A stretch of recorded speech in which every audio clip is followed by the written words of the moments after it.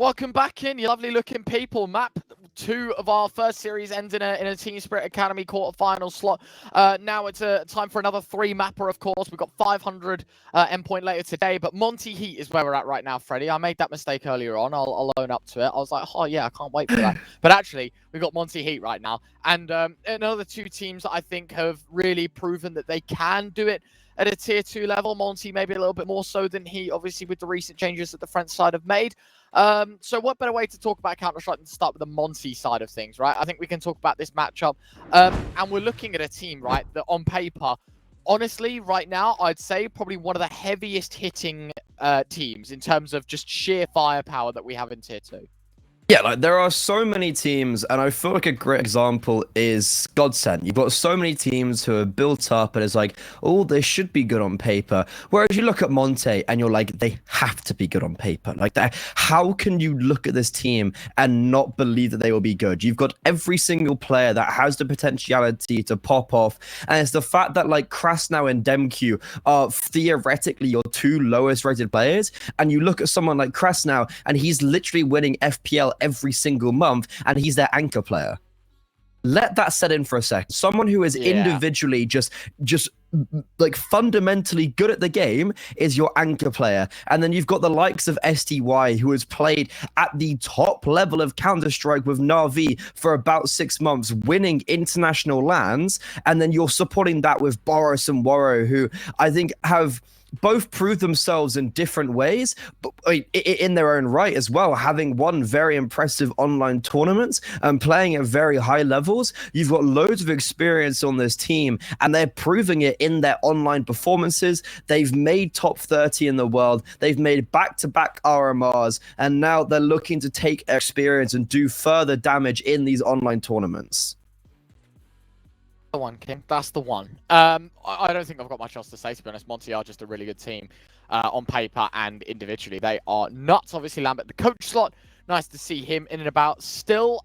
We could look at Heet next, of course. The French side. There's no Ukrainian core here. There's no European flair. It is just 5 Frenchmen on the server ready to go. Rank 58 in the world, of course. Exercise Jocko, Lucky, Maka, Hippo.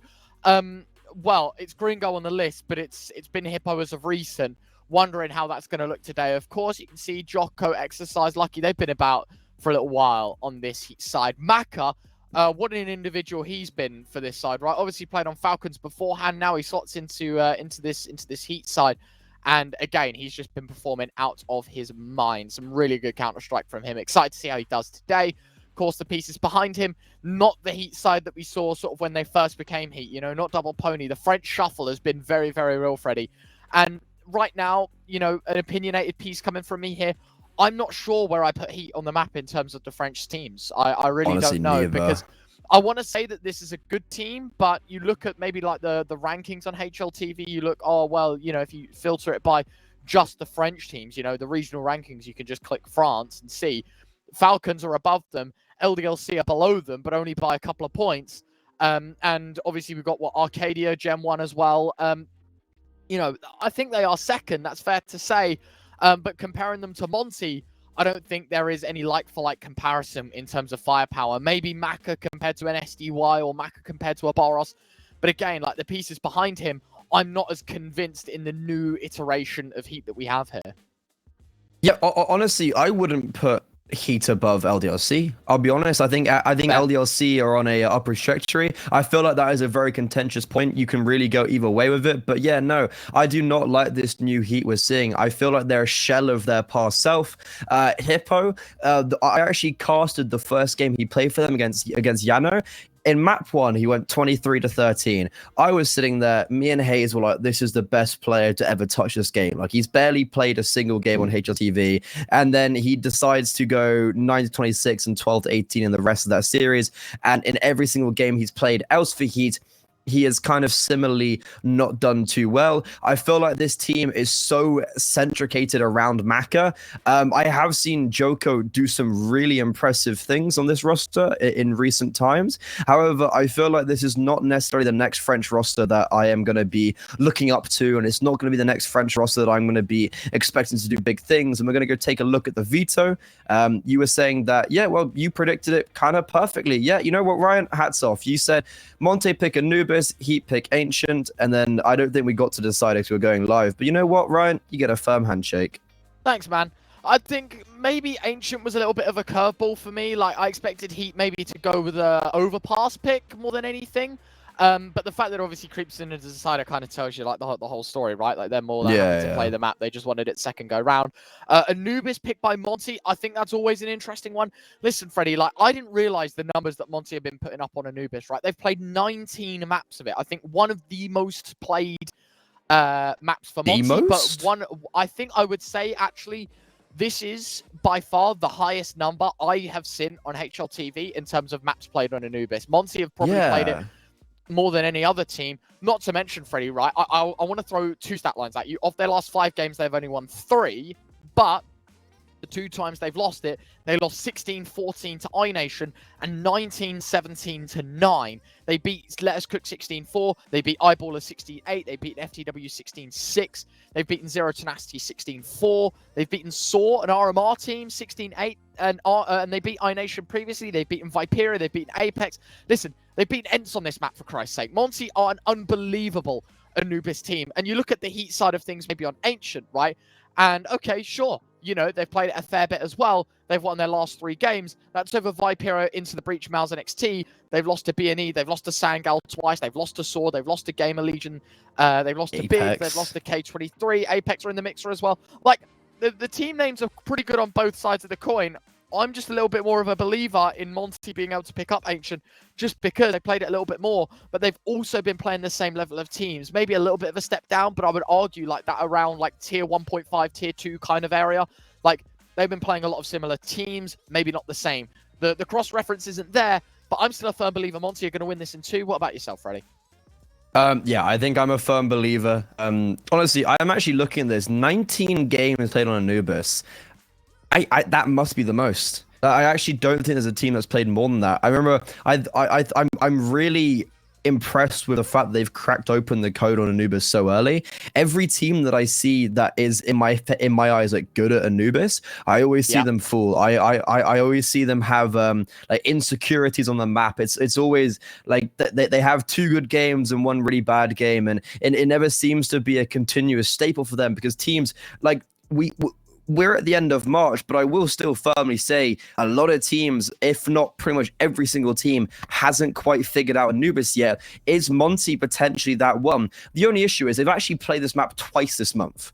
Out of like, it was a big, I think teams are starting to not let Monte play it. And that's definitely going to be a big deficit of like, you're not having the official practice on this map. However, regardless of all of that, it's really strong, and they've got a big advantage over Heet in that manner. Heat obviously just fundamentally not as strong on this map, haven't played it as much, literally 11 times less. And I think Ancient, even though it is looking like a decent map overall for Heat, and I guess in some ways statistically better, I do not think that they're going to take it off Monte. I think Monte are going to take this out on 2. We're going to have a head-to-head up right now. And with like the head-to-heads for Heat, you have to peak Maka, right? Because he's the only player that is above basically a 1 rating. You look over at Monte and you're like, which one do we pick? It could be any of them. The glorious thing about Monte that we were talking about from beginning to end is that you can rely on every piece. Of course, there's Maka on the other side of the coin as well. Let's not forget, you know, Jocko, as you said, has had moments of brilliance, but Maka is the clear front runner for this team. Excited to see the future of what holds for him. SDY on the other side of the coin. The head-to-head favoring Maka. But of course, it's not all just a one-man show. We're going to be heading into map 1, of course. It's time to get down to business to see who is our second quarterfinal team. It is, of course, Anubis. And let's just jump straight into it, Freddie. I have a pretty cool stat for you as well as we head into the game. Ooh, hit me with a statistic, and then I'm going to hit you with some very interesting news that I saw in the break. Okay. Monte have the most map played on Anubis of all time. They've played it 20 times since it released, and they have the 3rd highest rating of any team on HLTV on Anubis. So not only have they played it the most, they're also pretty damn good at it.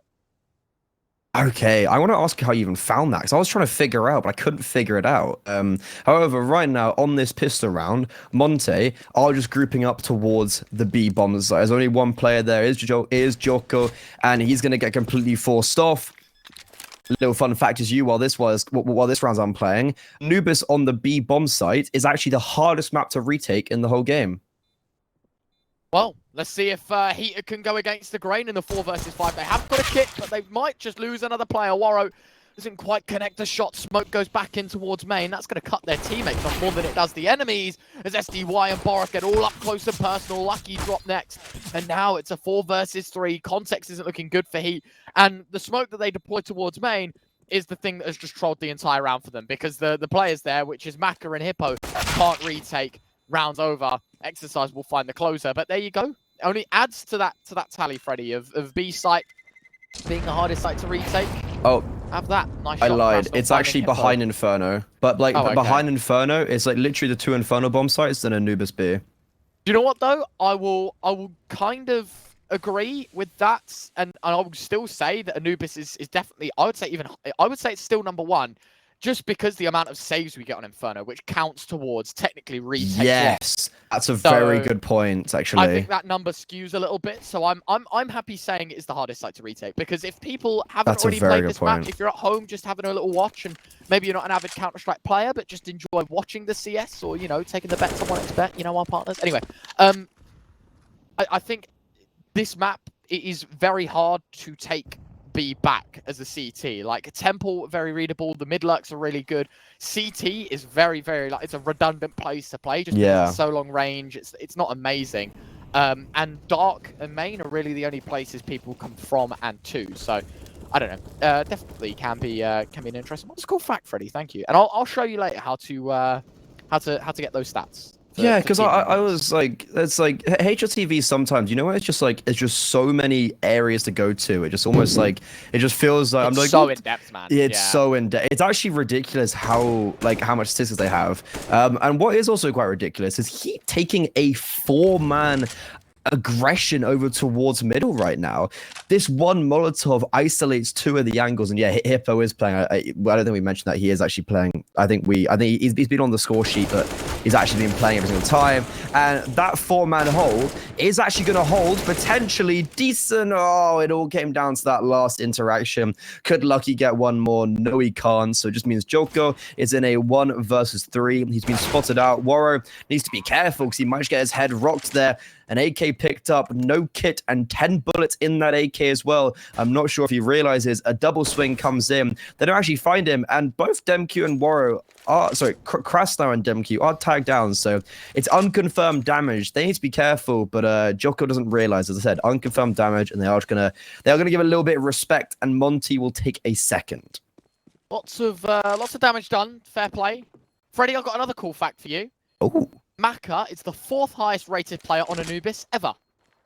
Yeah, that's wow. That's actually over the really good. Over the 8 maps played, he's dropped to 1.27 on average on Anubis. What? There you go. That is actually silly. Only players ahead of him, Norway on Aurora with a 1.31. Coolast on obviously the he's the Mongolian team now, right? Which is Eruption. And Art Frost on Spirit Academy, the only 3 players ahead of him. There you go. Honestly, those are pretty strong 3 players to have ahead of you. As I was saying, Art Frost is the 3rd rated highest. He's the 3rd highest rated player on HLTV this year. Mm-hmm. So it's like, that's not a bad player to have in front of you. And then obviously, Aurora are just like the best team in the world, apparently. So that's also not a bad person to have ahead of you. And right now, let's see if this is the problem though. Heet genuinely feels like a 1-man army. It does genuinely feel like it's the Maka show, and we don't see a lot from the other players right now. This round, I don't think we can really talk too much about. Joko did have a saved AK. Not entirely sure how he died instantaneously, but Exercise and Hippo, they're going to be locked out of this one, and I think it's just a matter of keeping it as clean as possible, laying the SMG from SDY, get those sweet dollar, ka-ching, extra $600 in the bank account. Come on, go for it. Go for it, Mr. Someday Young. Hey, Krasnar's finding the kills. Where's the back 10 in all of this? There it is, SD White. Thank you very much. There you go. Closes the show 3-0. Freddie, I've just chucked the link your way. Well, the ideas. But if ever anyone at home wants to check it out on HLTV, shout out to them. I don't think they ever get enough love, you know, with what they do. If you click stats at the top, and then you can filter by map, and then you just click teams or players, and it will bring up the list of everyone that's played the map ever. You got to be careful. You got to be careful because if you scroll all the way down, like there's the maps bit, it says the minimum maps played, so it only shows people that have played X amount of maps. But it's pretty good. Yeah, that like, is the problem sometimes I find with like they can't put everyone on, right? No, exactly. Like the one guy that's played Anubis once at like a LAN cafe in like a finals of a $300 tournament on HLTV, and it's like he dropped a 2.1. You can't have that at the top of the list just because. No, you can't. Not fair. Anyway, Demka, I'm liking the fast pace, the change of tune for Monte. Jocko will trade out, but Demka hits another headshot. One of the quieter individuals on the Monte side, but an impulsive double kill. And that removes any threat at the Heat B bomb site hold. And I'm wondering, do they even attempt a retake? I mean, look at this. Maka and Exercise have both put it in reverse, and they're done. Out of the round, 4-0. It's not too bad. This is I do find it very interesting. This is a T-sided map. I feel like, and I've been talking to a few people, I feel like it's going to become less T-sided as the map gets progressed. I think it's going to become like a really, really even map. Right now, it does feel like at the higher levels, it's taking away that CT side meta a little bit, which is very interesting. A big part of that is the difficulty to AWP on CT side, which is even more interesting why Mac is the highest rated player for this team and like for the world. It's just it's really hard to get these early picks with the AWP, and you have to be very calculated as the enemy AWPer can get to a lot of the angles very early on, and you want to be going for a lot of these more mid-round peaks. And the only real place you could probably go for a pick, I feel like it's viable, is the A bomb site early on as a CT side. I just find mid way too dangerous. It's like it's high risk and I guess high reward, but I just find it a little bit too dangerous. As fortune favors the brave, Ryan. Very true. I think Heat recognizing as well, they probably need to start getting some rounds on the board because Monte in a position now, most people would argue this is a T-sided map in this very moment, in this very meta. And understandably so as well, I would say. Got to think about, like, well, the near future of this economy is like, if we eco here, sure, we get a buy in the next, but we kind of have enough money to buy now. You know, there's a lot of questions that get answered in the freeze time. And I think for Heat, it just makes the most sense. The flashes are good. Exercise was thinking about dropping the smoke in front of him. Krasnal lining up everyone. Demka walks into his crosshair as well. A bit of a team kill, but a 2-for-1 is a very, very valuable trade, and one that Monte are going to be very happy taking. As both players drop towards A, so Heat have to compensate and rotate another man in. And so the bomb's just going to creep through middle. Krasnal, 4 kills in the round already. I know it says 3. He TK'd as well. Could be another 6-man round, or 6-kill round for Krasnal. Last time I remember that, it was on Vertigo, and it was machine casting, but I forget who it was. It was NIP Boys. Was it Rez? There you go. Throwback. That's like 2018, like old. It was short. Yeah, it was Rez when he just like he was on short with the USP on pistol round and just bangs his teammate out of the server and then continues to get 2 more, I think. Yeah, that was funny. Oh, that's a good little memory you have there, Ryan. See, you are smart. Yeah, but only with the bits that I want to be smart at. Like we were talking about, like the whole like, oh, you're going to uni and I'm not thing. Like I'm just stupid, like in general. Like my CS knowledge is pretty good, I'd say. Like, you know, not to toot my own horn, but considering I just sit feel here like and you watch have to every day. Yeah. Yeah, I feel like I'm okay saying that. But just outside of it, man, it sucks. STY will find the closure of the round. Doesn't save. No save for the CT side. Money, I mean, look, Jocko, Lucky, Maka, yeah, fair. All enough money to buy. But looking at Exercise and Hippo, eco. Has to be an eco here. Maybe they go for a deep half buy. Maka could go, if he's playing A1S, go for the A1S half armor and see if he could do something funky. You know, these are the rounds where you can get a bit groovy and go for a hero buy, as it's called. But no, a more sensible investment made. A couple of SMGs, a couple of pistols. Other than that, very, very chill. I feel like he had to be like those 2 saved rifles actually would have allowed them to buy up, but unfortunately, that's not quite the case. And it doesn't even matter. I mean, not The SMGs are doing very well alongside the pistols. However, it does get evened back to a 3 versus 3. The aggression from Hippo onwards towards the A bomb site is actually just putting Monte in a really uncomfortable position. Hippo's in a very nice place right now where he just needs to make sure he doesn't overextend because he's putting so much pressure onto Monte that they just have to be so cautious of him. And the longer he stays alive, the higher the implication is.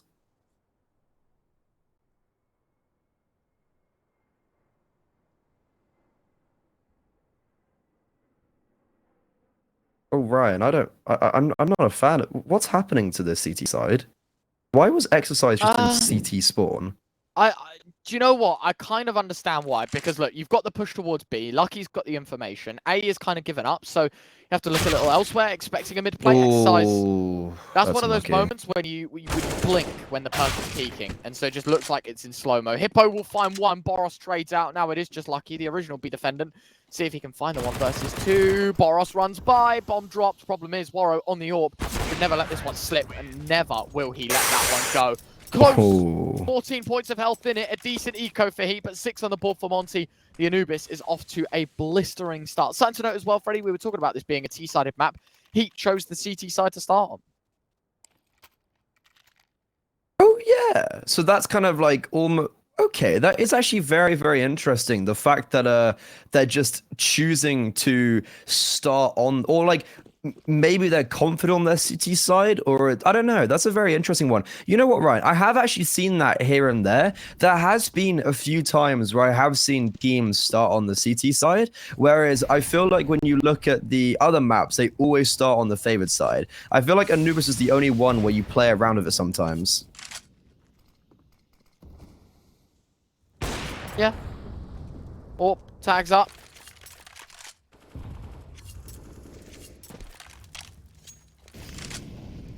It's just about playing smart, playing defaults, playing slow. Maka finding SDY. Nice initial bit of damage done. CT side putting Monte down to 4. Of course, it's Exercise, Jocko, Maka all tagged up as well. So, yeah, sure, man disadvantage, but very, very manageable here. Shot misses this time, though. Heet kind of getting cornered towards B. They should get that sense, that feeling, right? Smoke towards main, they can creep behind it. Demka's looking for some aggression towards A.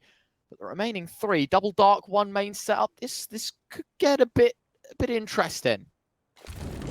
It's going to come down just a straight Angel and how good the utility is coming out from these players in Cave, and it's not looking too great so far. Smoke missing towards that temple connector position. The Molotov as well is just going to land in that failed smoke. They're going to finally re-Molotov, and it actually just kind of mollies themselves. Wow, this is looking really weird for Monte. The most played... This is the team that's played the most maps on Anubis, and they're not looking like it right now on this execute, I can't lie. They still do lead by 6. They might still break through, but no. Hippo survives on 19 HP. He'll even go for a 3rd. Does he get any more? No. Demku finally silences him. This is actually not a winnable position because of the time. If he had a little bit more time, you could definitely play with the idea that everyone's so low HP, but sadly, the Ukrainian will just trail away. He's going to save that AK. The money's really good for Monte, though, Ryan. So they're going to be leading by 5 and having quite a lot on the bank account. SM, why is that being bought? Is that an MP5? Yeah. I mean, look, maybe he's smoke spam. Maybe Krasnal knows something that we don't about Heet always playing behind a smoke. Heet always doing something in round 8, you know. I mean, surely. In his hands, so he's been dropped it as well. Yeah, I don't know. Maybe. Oh, I tell you why. Just for eco, I'm guessing. Yeah, I mean, they have loads of money, so I don't know. Well, and there's especially an AK on the floor now, so... Yeah, I guess that's it. Yeah, that whole point is probably a little bit nullified. Yeah, he's going to upgrade to the AK. I guess, you know what? Maybe it works out. And Warrior as well is going to get the opening frag onto the A bomb site. Lucky secondary opening. That's definitely something to note. It's making this retake really hard if they are being forced into it. So that's why you see a gamble stack over towards the A bomb site. I like to compare this map to Inferno a little bit with the gamble rotations. You kind of have to with how hard some of these bomb plates are to retake, and when you've got that secondary AWP, it just makes it even harder. Definitely. Molly goes in towards Dark again. I think just trying to slow the pace a little bit more. CCT side trying to earn some respect back, which, yeah, completely understandable. Gosh, right now, isn't it? Monte, contact. Slow and steady. Smoke goes in towards Heaven. Molotov goes in on the bricks angle. I know people call this broken or bricks. I'm a bricks man myself. The bomb coughed up. Oh, and the secondary AWP. Lucky's there to claim another. Now it's Krasnal and Demka. 2 versus 4. One kill for both the AWPers. Both rifles looking to double up. Jocko's made a lot of noise in getting here. Krasnal making noise as if he's fallen off the angle. The jump spot, headshot angle. Demka finds one. Hippo swings and trades. And it will be a second on the board for Heet. Okay, you know what? The double AWP, it makes me look silly, and it actually works. Monte, though, because that bomb goes down, the extra $800 will just suffice for another buy. Now we're starting to see the big brains of buying that MP5 and not an AK. They have even more money in the bank account. The AWP's going to come out for Waro. SDY is going to get an AK. So, you know what? It's not alarm bells just yet. But if you do lose this, the money's going to be in a really dire position. So, Monte, they had that early lead. Now, Ryan, you just do not want to let it slip. But Jackson's pretty decent still.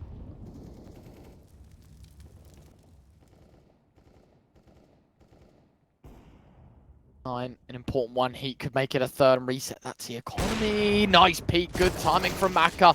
Demka trades out. They know the AWP's still there, and another missed shot. Surely chased down. Demka's looking for blood. Discipline overrules, and so they play a little slower, but Krasnal over the top of the smoke. Pretty big misplay that Maka sticks around there, and the spam back through. Hippo's found the trade. Misplays going all sorts towards main. That's a very nice pickup. Boros gets dropped by Jocko. Late mid push. And, yep, that's him done.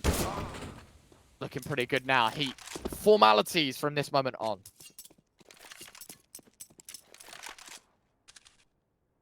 Unless we see an absolute world-class performance with the AWP. Nope. He actually gets given the fight there against Joko, but isn't able to claim it. And now this is what I'm saying. Like, you know what? Alarm bells starting to just get a little bit, just like a little bit flashing. It's still very early doors. Like, you're going to take his eco, but you have just given 4 rounds away in a row. And that extended lead you had has very quickly come crashing down. However, as in the end, you are on the favored side. So when you get back onto the full buy, you never know what's going to happen. Right now, though, you got a hero buy for Waro 2K. The AWPer, he is renowned for using a rifle as well as the AWP. However, I'm not a fan of him buying all the way down for this hero buy. Yeah, it's a bit rogue. Nice way of putting it. Back up, holding up in middle, waiting patiently. Be done from Jocko, we'll find Waro, so rifle, bye-bye. Yep, that's all that investment just dwindled. However, Boris has got it. Boris could still do work with it, but everyone else is just falling one by one. Yeah. That's a nice shot from Krasnal. 3v3, fair enough. Like, it's got to this point. Exercise. Oh, no! So much damage could have been done. Only getting away with the one. Lucky's going to start rotating on in. Bomb plant is start trusting in the AWP of Krasnal.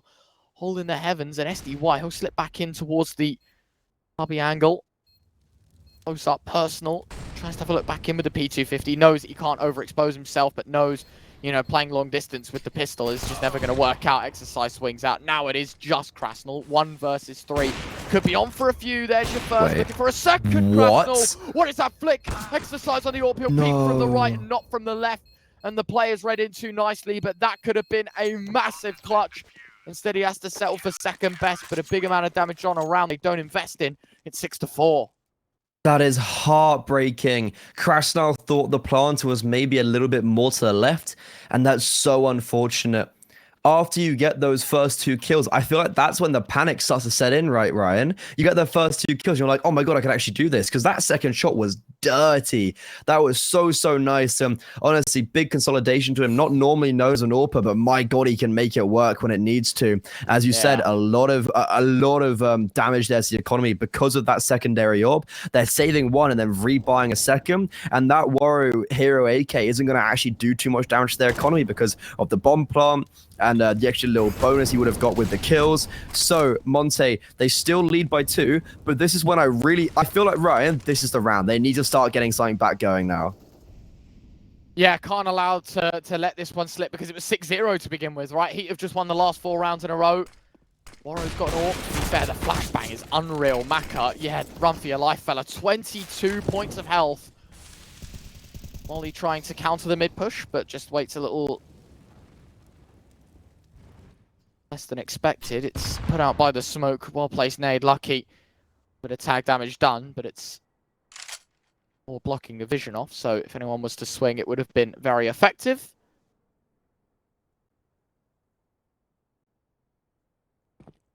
Very hush. 50 seconds left. Monte taking things slow. For a very like pug-centric team, like you'd think, like the fragging power would just mean they rush everywhere and shoot. Like they are very disciplined this side. SDY gives up the first man. There was solo push towards the middle, costing him his life. I think Hippo was very happy to see his gun barrel peeking around the corner, and the rest is history. 30 seconds left. A bomb needs to be picked up. It is a complete B play right now.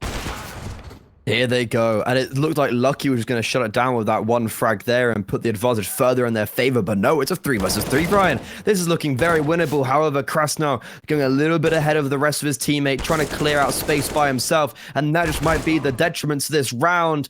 Gyoko is just taking 1v1s left, right, and center. There's only one left, and here he goes. Such an easy round for him, dancing around the pillar, biding time, and in the process, getting every single kill. Monte slowing it down, but then at the end, it all gets discoordinated.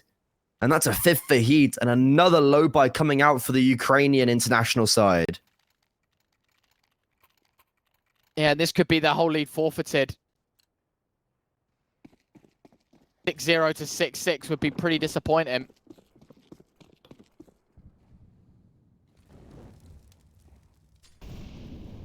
See how it goes here, heading into round 12. But again, Monte, a lead given up is a very tough one to look at.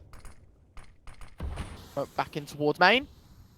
Again, it's all just in good timing. It feels very, very good here. The way that Heat are playing this now, setting up the right util at the right times. I'm loving the idea of the faster play towards A. The mollies have just missed though. And a counter molly, it's blocked them off completely. Smoke has to be used. Krasnal goes pushing through. Tech9 finds the opener. And a second Krasnal. What an opening couple of kills that is. The sequence that puts Heat down to 3, and they might even just consider backing up and saving. Double AWP, do you really want to give it up with the money that you have? Probably not. I'd be on your bike. Yeah, even though they have won 5 in a row, a lot of them have been very close, especially the last 2. They've only kept 1 and then 2 players alive. But no, they're actually playing with the idea of going for this. MQ lines them up, and Maka, oh, he needs to be careful. They're hunting him down. Yes, he gets 1, but it does not matter. They save everything they'd ever wanted. And Monte, they're getting onto a 7th in such a way where there's just no money for Heat. I have no idea, Ryan. I simply do not understand why they're going for such an unwinnable retake. 3 versus 5, 2 AWPs. I don't understand it. That's such a silly mistake, and it could just cost them so many rounds.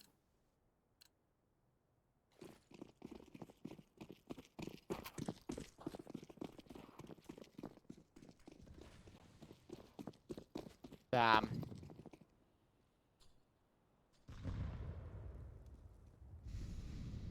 Disappointing turnout here. Heat, arguably one of the easier rounds of the lot, and having lost everyone, I think 5 versus 3. Unfortunately, Freddie, you've kind of got to put your ego aside a little bit. I'm not saying it's an ego from Heat, the reason why they lost that round, but you kind of just have to recognize, you have to humble yourself a little bit, I guess is the nicer way of putting it, and just save, like double up setup given away. I know the T side only saved the 1, but still, it's just like a lot of money that you put in that you just immediately giving up by trying to go for a round that kind of isn't winnable from the word go.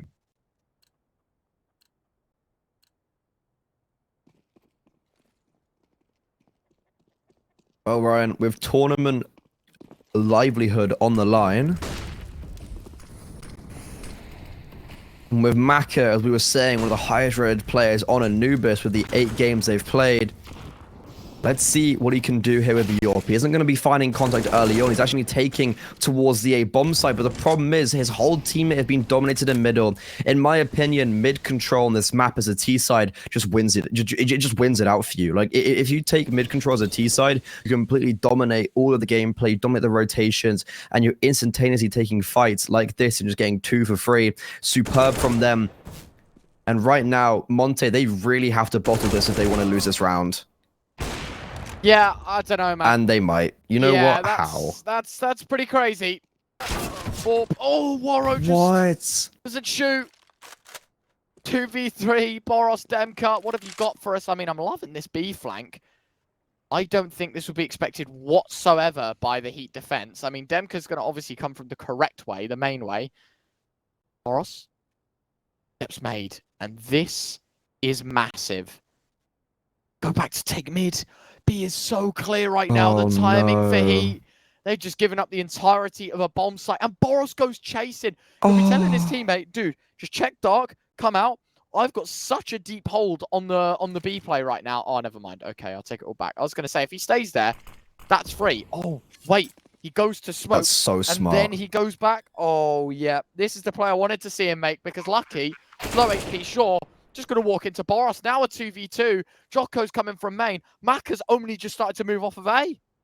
No kit as well, Ryan. That's something that we got to evaluate. They've got a smoke Molotov. They're disjointed. And Boros, he's holding another... Oh, Mangle, no! He turns around at the last minute. Damn Q. He's having a pretty good game so far. He needs to step up now. Spots out the first, eliminates him. The Molotov lands on the smoke, so it's going to get extinguished. No kit, a 10-second defuse, and he gets spammed through. A 1 versus 2. And after claiming a 5 versus 3 Monte, they try their hardest to spoil their riches, but no, they still continue in the pursuit of success. And Demq gives them the 1 versus 2, and Heat unable to capitalize on their stabilization in round number 14. That's a really disappointing set of events. Really, really disappointing now. Monte, honestly, could have lost his first half. That as it is, genuinely could have lost this entire first half. Instead, the last stint put out by the Monte side has been spectacular. And oh, yes, Demka. That is his 15th kill, and that is Krasnal's 19th kill here on the T side. Double digits imminent. Maka against 5 to try and do it all. Fortunately, my friend, that is a little too much to ask for. You know what? I'm really impressed with the fact that Monte just lose 5 in a row and then just quickly give 4 back. 10-5. Let's see if they can continue their dominance on their map pick in the playoffs right after the break.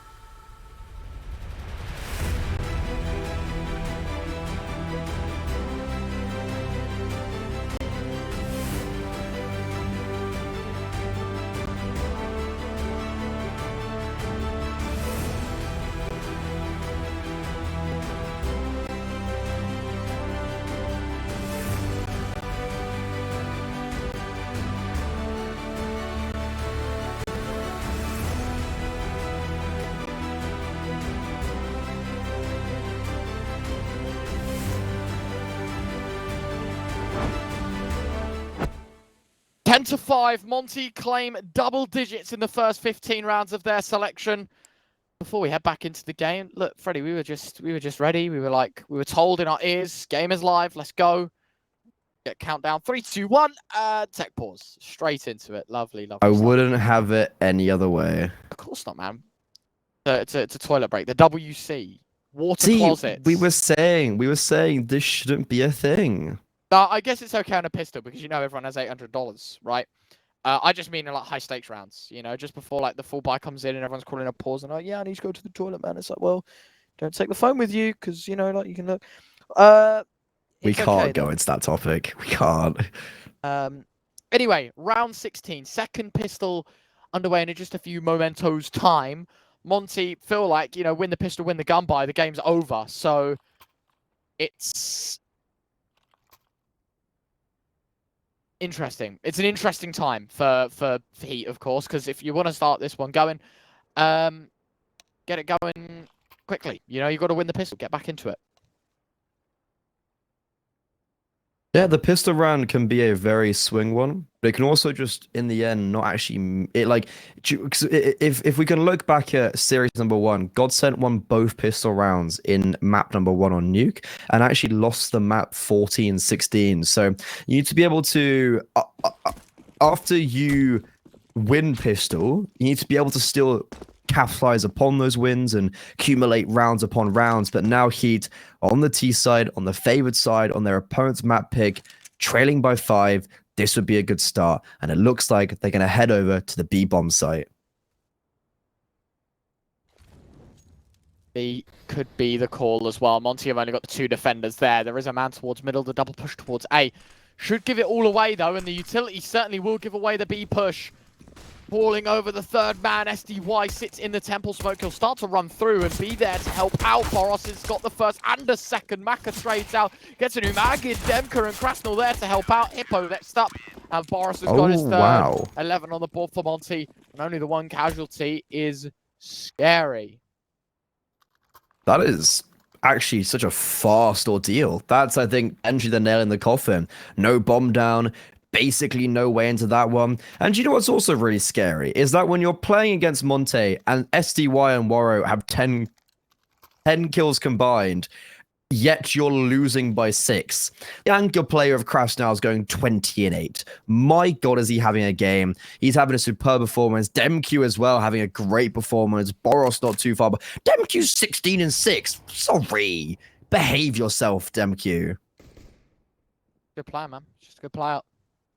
It's just better. It is indeed, my friend. That's the way it works.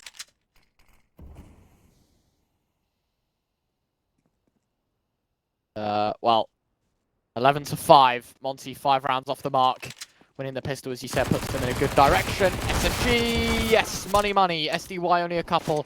M4 there to save the day. In fact, does kill him. Demka wanting blood by any means in this one. And Waro closes up shop. Nicely done. Pretty good. 12-5. The rifle should be out for Heat now. And this is when we need to start seeing something, right? Just like literally anything. They've lost. After getting it 6-5, they've now lost 6 rounds in a row. Instant smokes off spawn for the CT side. Not normally something you actually see. That's really interesting. Well, actually, no. It's the one over towards. It's the one over towards this one for Krasnal, the one on the right. The one towards connector. I haven't seen that a whole lot. I've seen the insta mid one quite a lot. It's that one there that Krasnal's re-smoked. That's getting loads of space. Am I being really dumb? No. It's definitely like it's the doubles that's really throwing me off here. Yeah, I don't know. It's definitely been thrown a few times. Maybe you are right though. Like it's a little less thin than normal, and maybe it's landed in a different place than usual. Anyway, Freddie, 12-5. We needed to start seeing something exceptional from Heat here. 11 rounds in a row basically required. I say in a row. You know, you can afford to lose a couple, but effectively you need to win 11 out of the rest of this half. To get this game your way. Exercise actually wins that fight. I thought Krasnal had him dead, but no. Really nice first frag. Nate goes in as well, understanding that they're probably going to put a 2nd man there, but Boros trades out. Now a 4v4. The hard work made redundant.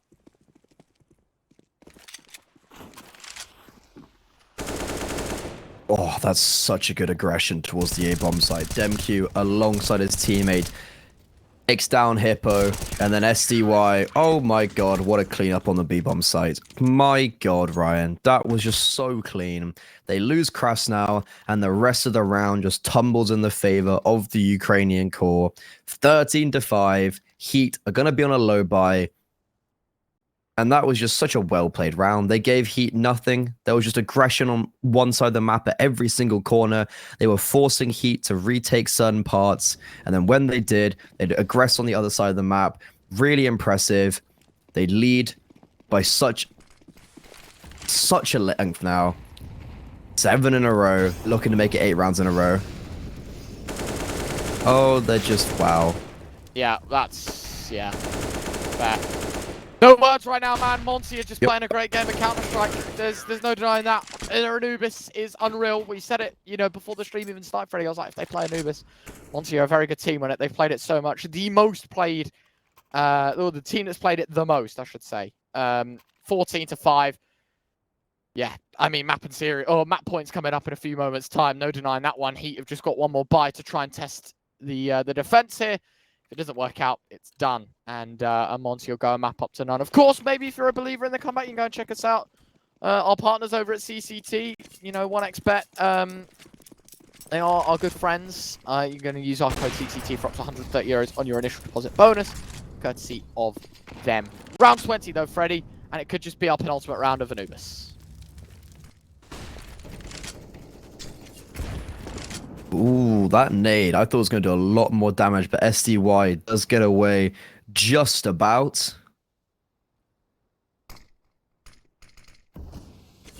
Needs to be careful he doesn't get pincered here. He is getting a lot of help, so I'm intrigued to see, do they go for maybe a late take here on the city side? Try and really force Heat away from middle? That's what I'm talking about, just the absolute control in certain parts of the map. Are they really going to try and just take everything away from Heat? A minute, no advantages. Flash is good. Demka blind. Hippo. Double entry. SDY looking to take it back away from them. And he could be doing exactly that. Low HP is his issue. Maka knows if he stands his ground, if anyone swings him, he will be a dead man, SDY. But it's Warrow that finds Jocko elsewhere. 40 seconds left. Bomb's going to be recalled to A. Monte gamble stack B. So a complete miscall.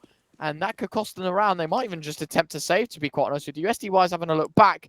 Should know that there's always a mid lurk here on this map, and they do. Look at this. SDY so focused, so attentive to this idea. Krasnal trades out 2v2. You've got to go for it, especially when you know one player's towards pillar. But a bit of a jump heat will cost him his life. Warrow 1v2. I've seen one too many of these. Can he find the second player up close? Lucky does hear him, doesn't pull the trigger just yet. Swings up, Warrow caught out, and it will be a 6 on the board for Heat. Salvation for Heat there. They break the absolute dominant win streak from Monte. That was 8 rounds in a row, if I'm not mistaken. I think that's the right maths. Oh no, 9 rounds. Sorry, my maths is really that bad. Oh, sorry, it is 8 rounds. I am not mistaken. That confused me for a second. Heat, though, they have to double their scoreline and then add 2 more, just to even it up. Monte, they've got really good money. They've bought back into it. They've got the double AWP out on SDY. We saw the double AWP out for Heat. Maka and Lucky were wielding it. They didn't find too much success, to be honest. At first it did, and then it actually was, if anything, their detriment. That double AWP was the reason why their economy went bust so early on. So now Monte needs to make sure they don't have that same problem, Ryan. Great, nicely done. Maka finding SDY. Oh, an exercise, another. Well, that's one way to close the round out, isn't it, Warrow? He gets caught off as well. Krasnal against 5 does find the first. But, yeah, AWP save will probably be your best bet here. And, yeah, call it quits, man. Give Heat the 7th. They are fighting for something. Their dignity may be here on Anubis. Ryan, I've got a question for you. Okay.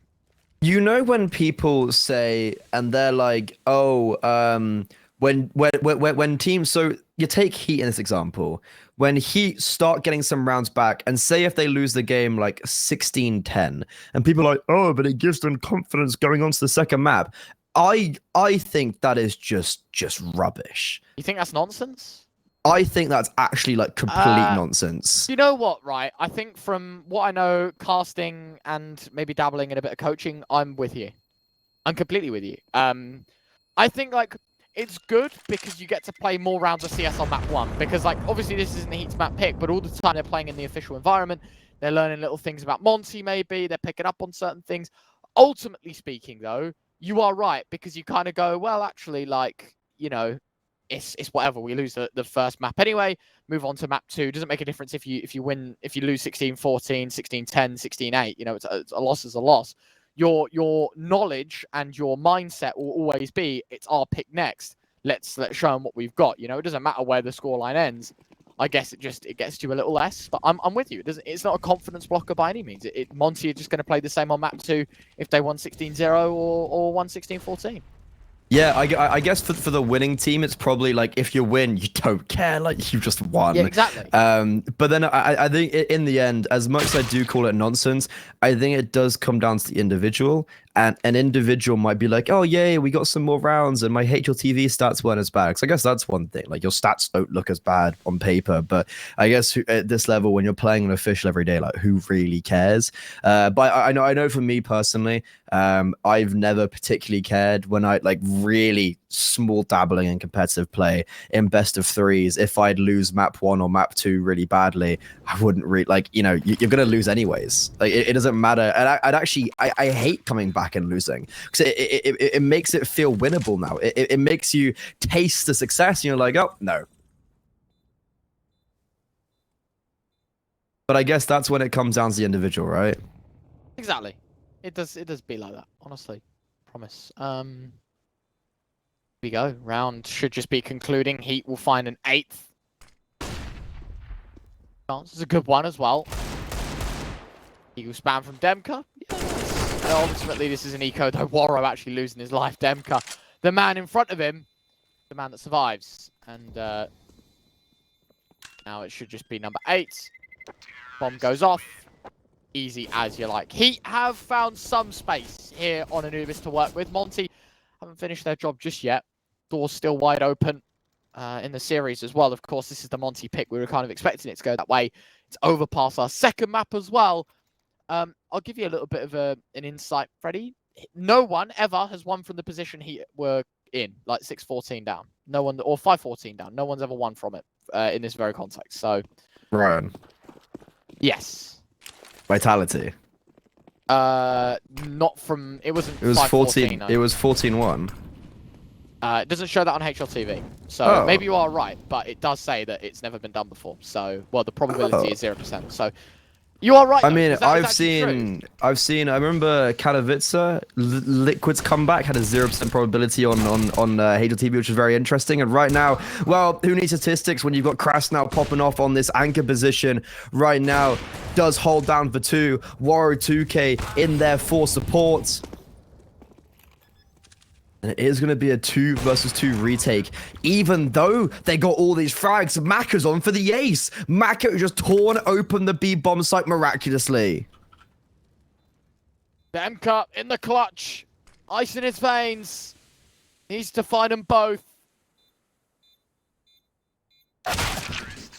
Nicely done. Heat will close it up. Hippo doesn't give him the opportunity for ace, but very nicely done. 14-9. Yeah, Mr. Bernard. It was a 14-1.5 for FaZe at Pro League.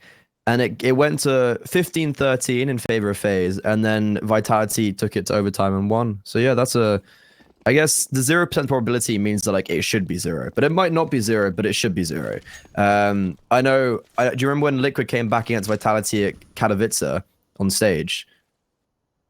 Yes. On overpass, it was a 14-4 to Vitality at one stage, and it was 0% chance, and they came back and won that. So I think like I always really enjoy when it's like a 0% probability, and I'm like, will it be a comeback?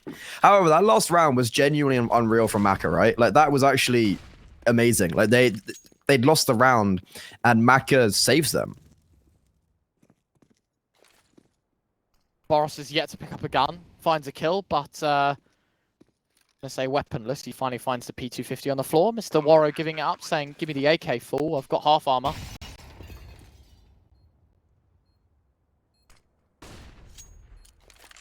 The save call will be the one. 14-10.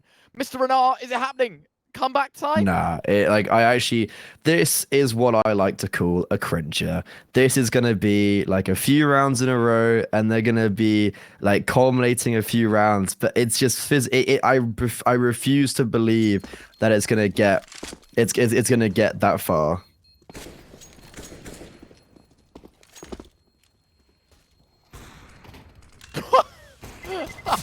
Mac Krasnov just falls in front of him. That's funny.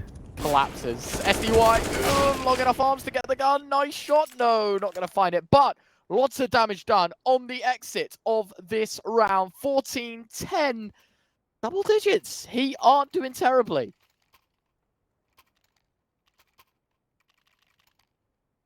They're not doing terribly, and this is to be fair to them, they are making it quite close.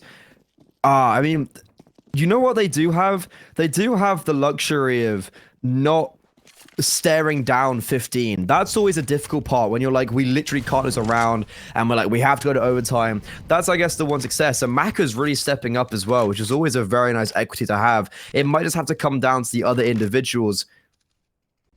However, Heet trying to progress out of the A-bomb site is just going to get stopped by a Molotov momentarily. An exercise and Maka trying to prod over towards the A-bomb site, forcing out utility, doing very good at limiting the city side economy, to be fair to them. And pulling rotations. My god, they've got everyone here, Ryan. Bro, there's a party in middle right now. Yeah. They're just holding hands. Everyone's ready to go, man. Everyone's ready. Time to party. I guess that's a good thing. We're playing like everyone in middle is like you're going to retake very quickly on both sides. But then if you lose B, I guess to be fair, I'm joking by the way. It's not meta. No, the only reason I'm saying it's meta is because if they go A right now, look how many people there's going to be on the A bomb site. To be 4 players A, it depends how effective Hippo's mid luck is going to be. Yeah, like they're all going to be here now on the A bomb site. Ready to go as well. Nice shot, SDY. Warrow, the AWP finds a second down to 3. And nicely done. Boros a double. Maka finds one more. Monte finally have 15. Took him a while, but Boros's antics, his 21st kill, is the breakthrough to stop the momentum here for Heet. And now it's 5 in a row for the French side to even push an overtime. Very nicely done. Hippo's lurk just instantly died. I feel like I'd compare it very similar to Vertigo middle, when you want to be the last player found if you're the lurk. You don't want to be the first player to die. And you've completely eliminated, and you've just made it a stress-3 rotation. You've gone, Hippo's dead, and Monte are like, okay, grand, we can just go to A now. Easy peasy. And that's going to be the downfall for Heet. Now they are staring down the barrel of 15, just as I was saying, it's nice that they're not. They need to get 5 in a row flawlessly if they even want to force it to overtime. If not, we're going to be going to their map pick with a map disadvantage. Exercise finding Demka. Good advantages. SDY will put it back level and even gets the dink on Hippo. 4v4. 22 points of health. 15 on Exercise as well. But actually, the other players dropping like flies. Warrow and Krasnov both on the deck. Boros trades out. And SDY will hold on with the AWP once again. 2v2. Both players, though, it's winnable. It's incredibly winnable. You've got a combination of 37 HP between 2 players. But Monte, they don't have the read. Boros and SDY are more centered over towards middle and A.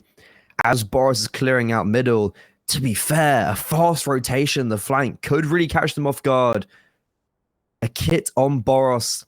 SDY is going to hear the bomb plant, and he is going to eliminate Exercise. Hippo now, the new kid on the block for Heet.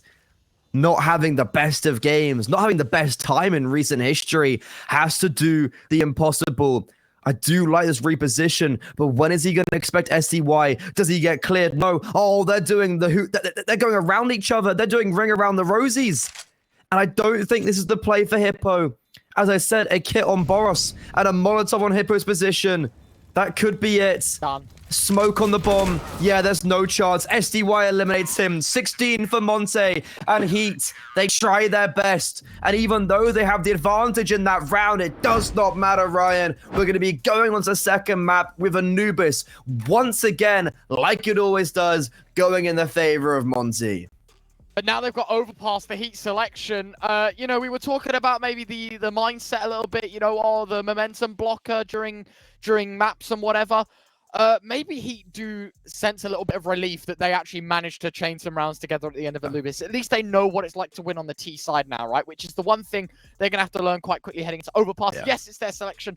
They start on the T side. Monte start on the CT side. Do believe we're ready for a break, Mr. Renard. So we're going to throw it to one. When we're back, though, it is overpass or Ancient up next.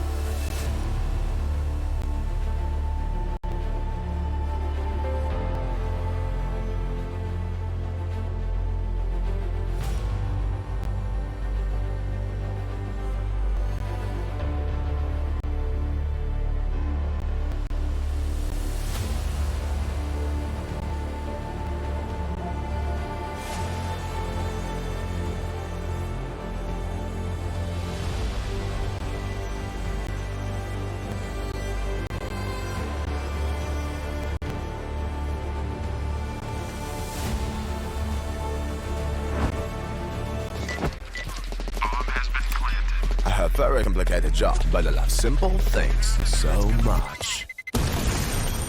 One move. One push.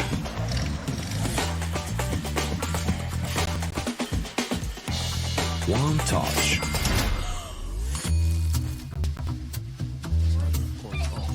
One love. One click. One XBet.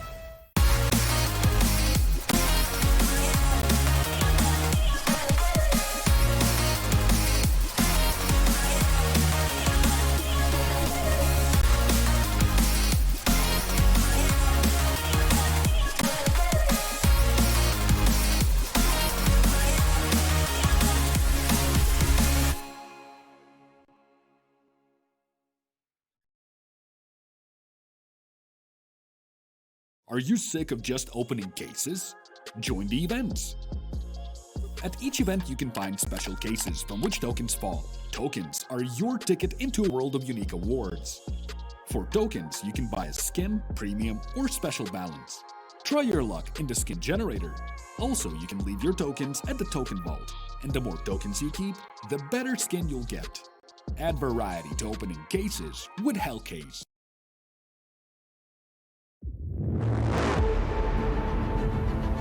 The hunger for glory feeds the desire, the courage to look for a challenge, to feed your ambitions.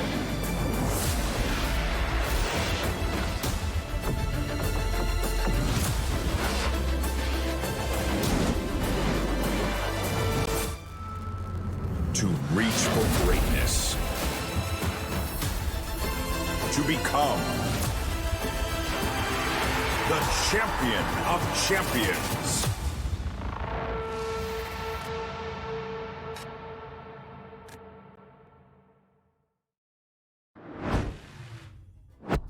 Hello, all my beautiful people out there. Ryan is not one of those beautiful people, but we are here. We've seen some banger CS already today. He's just out. He's gone. Ryan's done. He's like, you know what? GG. He's actually looking very cute today, I must say. Ryan's looking, he's looking on it. But we've already seen a very weird map one. I feel like it was kind of a classic of you get up and then you start to try force the issue a little bit too much. You try close it out a little bit too much and they start losing a few rounds. The CT side of just gets a bit ruined and you can't quite stabilize, and then when you do, you just close it out. That's exactly what happened. Maka had a few really good rounds at the end there, and that was definitely a big reason for Heat's success. But now going on to Ancient, which is the map pick of Heat. Ryan, we both said 2-0 at the beginning. I'm sticking with it. Are you? Yeah, I'm not a fan of like switching the predictions mid series. Yeah. So Okay, I will stick with it. Whether I believe it, I don't know. It might be a little bit of a different story because I'm a little bit surprised with how Heat played at the end of map 1. I don't think it's going to be any detriment to Monte. I think it's just going to improve their own game with how they played. And obviously they picked the map. I'm not too sure. I think Monte will just start CT side. Naturally, that's how it goes. Yeah. And especially on a map like Ancient, where it is quite even, like Heat could be given a bit of a platform to work with. And if that's the case, like how deep does it run? Like how well do they do with it? Like there's a lot of questions, I think, right now that we don't have many answers to. Yeah, and I'm very interested to see how this one plays out, because especially we saw, as I said, Maka popping off, but a lot of the other individuals didn't have consistent performance. Joko had this one round on the B bomb site where he was dancing around Ninja and he was getting some really nice kills, and I think that was literally like the one round where I saw him do something well. Hippo was on his lurks and wasn't finding huge amounts of success. So if he's going to still implement that into his game over on Ancient, we need to see him be a little bit more potent. But the game is going to be going live. We are going to be heading into this one now. If Heat do lose this, they're going to be eliminated from the CCT Western Europe Series number 2 playoffs. And if Monte win this map, they're going to progress like they normally do further and join Spirit Academy in the quarterfinals. Oh, the Julies. Krasnal only good for the one, though. Boros playing quite the unconventional angle. Maka doesn't check it. Boros doesn't hit the shot. Could not have been easier for him to connect.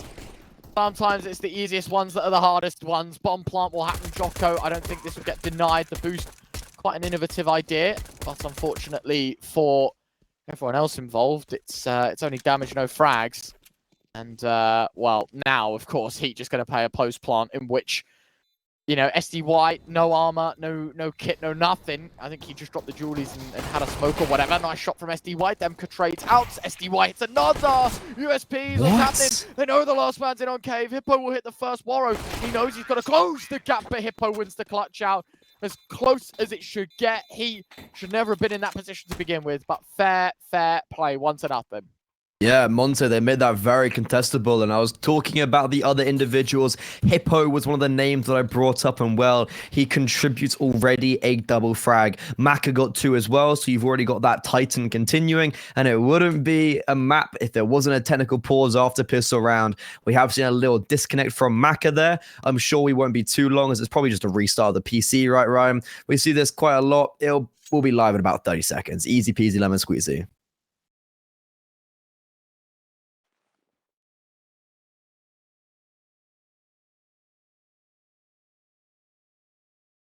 Yes, hopefully that's the case. You know, momentary disconnects. Sometimes it's just like, well, ping issue. Well, you know, like mouse has stopped working. I'm getting FPS drops. Probably need to like restart the PC. Ping issues. Restart the router. You know, that kind of vibe. Yeah, hopefully. Speaking of mouse issues, did you see that thing that went all over Twitter with the with the whole like dongle thing? Is that a thing? Because I've changed where my dongle. So I just had it like behind my PC. Yeah. Is that actually a thing? Right. Have you like put it in front and have you noticed the difference? I put it in front yesterday, and like I don't know. Like I felt good, I guess. I tell you this now, Freddie. This is the hottest take of the year. Well, it's not actually. Why buy a wireless mouse? Yeah, if you're gonna have the wire on show anyway. Right? Like, I have it on my mouse pad now to the left. Okay, I've got it in the back of my PC, and nothing's changing that. You know, yeah. I'm not a pro player. I don't need it for that. I didn't see a difference personally. Like, I was trying to look for a difference, and I didn't. And I'm like, you know, we're not living in the Stone Age. Like, wireless doesn't have to be that close, right? I don't know. That's what I thought, right? Like, does the distance matter? Like, I know interference can happen. Like, you know, me and you when we go to LAN and whatever. Oh like, yeah, that does happen. Yeah, like the interference definitely does happen when there's like lots of other like dongles and like, that definitely does happen. About it does. But when I'm at home, I'm at my desk, right? I've currently got my mouse on charge because who doesn't charge their mouse while casting? Because I don't need it to look at the game. Anyway. What basically I'm saying is, yeah, like when it is wireless, the dongle's in the back of my PC, the mouse just sits on the mouse mat, and I still hit shots, you know, or exactly. I don't, depending on the day. But I don't know, mate. Like I've got the little USB like thingy in front of me, you know, where you're meant to like plug it in and the dongle's meant to sit in and what have you. Yeah. Like I get it. I have the bit that you're meant to plug it into. And to be honest, I never knew that that's what it was meant for. I just thought it was meant for, you know, like, conversion, like whatever. I don't know. I didn't think about it like that. This is the first wireless mouse I have. I'm never going back, by the way. But oh yeah, wireless all the way. I've got wireless headset, wireless mouse. Like it's no. so. You can't tell me wireless headset. Are you joking? Oh man, behave. Yeah, like it's so good. Wireless all the way. What like apart from being on LAN, I've never had an issue in a year and a half. 2 years. Well, what's the issue with having a wire, Freddie? The wire weighs nothing. Why? But there's just wires. I haven't got much space, so for me, it's like it's quite nice to have as little wires as possible. Okay, fair.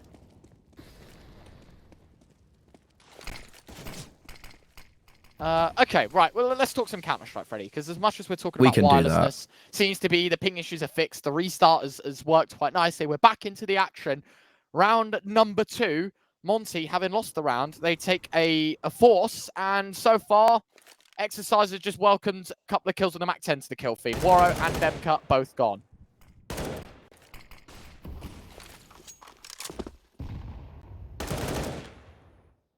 Pretty good start for Heet. After winning the pistol round, they're also going to have their lurk walking out of the A bomb site after getting the first 2 kills. No one's rotated in. Monte are still holding their ground and committing towards the B bomb site. hoping that the French walk into them, and they might actually just get their wish. The only issue is, Ryan, Krasnow's on 1 HP. So, I mean, he's not going to be able to do anything, right?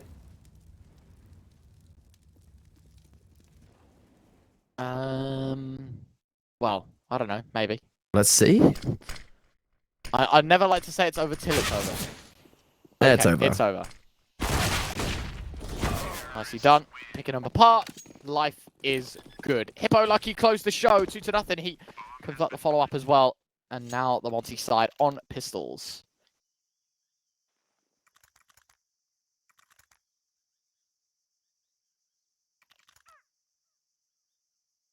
Up against the Eco now. It's a good start on their T side. As we've said, Ryan, as we both agree, it's a pretty even map now. You say it's T side, I say it's T side by a very minimal length, and I think it can go either way. So I think in the past, when I look at this scoreline, I look at 3-0 on the T side, I'm like, it's actually a strong start, you know? It can be really dangerous if you're getting loads of rounds on the T side early, like Nuke or an overpass, for instance, whereas on Ancient right now, I feel like that's not the case. An exercise, that's 6 kills in 2 rounds with the SMG. That's a lot of money. That's a lot of money. That's 3,600, if I'm not mistaken. 6 to 36, so yeah, it would be Yeah, correct. 3,600. That's a lot of extra money. Freddy's good on the maths today. I'm surprising myself. 3-0. He are ahead by a long shot as well right now. It's Monte's buy to try and reel that one back in. We'll see, obviously, if that can work out, or if the side will continue to overpower. We know it's their pick, and we know the responsibility definitely lies now on the Monte shoulders. Playing against a bit of a bonus here for the French side. Demka, dry peeks in on ramp. I'm not liking that play one bit. Jocko will teach it them the hard way. Very nicely done. Already that 4v3 established. B-bomb site given up. The round feels kind of dead in the water. Krasnov as well on the exit getting caught off. And there we have it. It'll be 4-0. Heat are off to a brilliant beginning here on map 2. Okay, they can have this. This is very impressive. 2 players will save. SDY gets 2 kills, but it's all in vain. And Warrow, we save him that AWP. A very fast 4 rounds for Heat. And to be honest, there's not too much, like, honestly, there's not a whole much you can say about this. It's just been a very good T side so far. And you were saying you don't like that play, and I agree. Yeah, Joko just been handed 2 kills basically on a silver platter, and Monte are going to have to go back to the drawing board. This next round, it's not going to be the round to do it, though. It's going to be a low buy with the saved Org, or if they can save it. Oh, SDY, why did you shoot? Because Hippo is going to come back and take his vengeance. Yeah, I think SDY, I don't know, maybe like tried to pre-fire the angle thinking that he was spotted. Was not the case, good sir. Yeah, I don't know the play there, but either way, it's Heat up to 4. Only the 1 gun saved, the big green. You just got to be sensible taking eco around it. You know, let's not beat around the bush here. It's a bit silly if anyone goes for a rogue buy. Heat are off to a fantastic beginning here on Ancient. Of course, overpass our decider, the backup map for Monte if all goes bad here. Looking quite likely to start things off. It's a pretty decent beginning. Hippo, oh, that's insane. Jocko from Platt as well. The mid push was brilliant to begin with, but fizzled out entirely as soon as Hippo was given a space to work around the smoke, catching the AWP first as well. Warrow very annoyed at his team, no doubt about it, that it's allowed to happen. Well, now 2 versus 4, Krasnov alongside Boros, double deagle setup, try and do any extra damage here to the T side. Yeah, Hippo's having a great game. 6-1 so far, not too bad. Boros might just say the AWP as well. They're going to have an AWP regardless on the next because of Warrow, his lack of investments. I mean, he's just got a little bit further utility. But Maka, I think, is going to try and deny this. Needs to be careful because he's on 2 HP as well, so he's not opting to go for anything too aggressive. Yeah, Boros is going to save the AWP. Krasnov trying to keep some players honed in. Me and Mr. B-Dog learned yesterday that the Anubis bomb radius is particularly large. He was in Temple on 3 HP and died from the bomb on B. Oh, what you mean Ancient? Yeah. Oh, sorry, you said Anubis. Oh, did I? Oh, yeah, sorry, sorry. Ancient. No, yeah. you threw me off. The bomb radius is unknowingly quite big.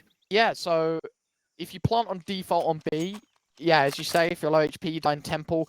Also, die by the box in sort of like the B main area, you know, like through the doors and run up ramp, like there. You can die by the box there as well if you're like 30, 20 HP. You're not safe on plat either, like you take good damage. You'd be surprised. Ever since the change they made in terms of like the CT spawn being pushed back, the increase is really hurt people. Nice from Demka, brilliant from Demka to start this round. I'll switches to the USP. I would have liked to see him get a new mag in his gun. He still opts to bring the USP out just in case someone wants to go running through the smoke. Not going to happen. Boros finding the third. I think I don't want to curse it just yet. I think all is back to normal and Monte will find their first on the board.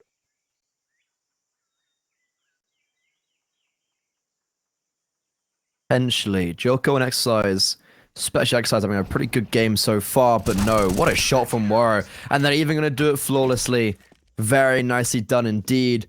Boros with 2, Demq with 2, Waro with that 1, as I was just saying. And Heat, they fall for now, but look at how good the utility is. Sorry, the money is. It's really been built up, and they're going to have a buy for this round. They're going to have a buy for the next round. Honestly, it's not alarm bells just yet, and Monte still are not out of the thick of it just yet. They've picked up a second AWP very, very early on. I think that has been picked off a dead body, so no further investments been necessary.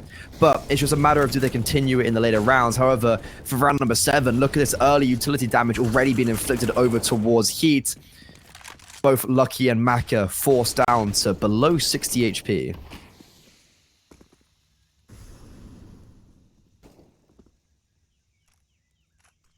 Waro, a cheeky look on ramp with the AWP, trying to open the scorecards in this round. The jump spot could have been good, but I don't think he was expecting that one. A pretty easy beginning here for Heat. You know, they're trying to take control everywhere. Mid has kind of been claimed. Looking towards A. That's a lot of space given up towards B. And they won't know it, Monte, but that's the bomb given up. They're going to have to go the long way round to get it back. There's a minute left on the clock.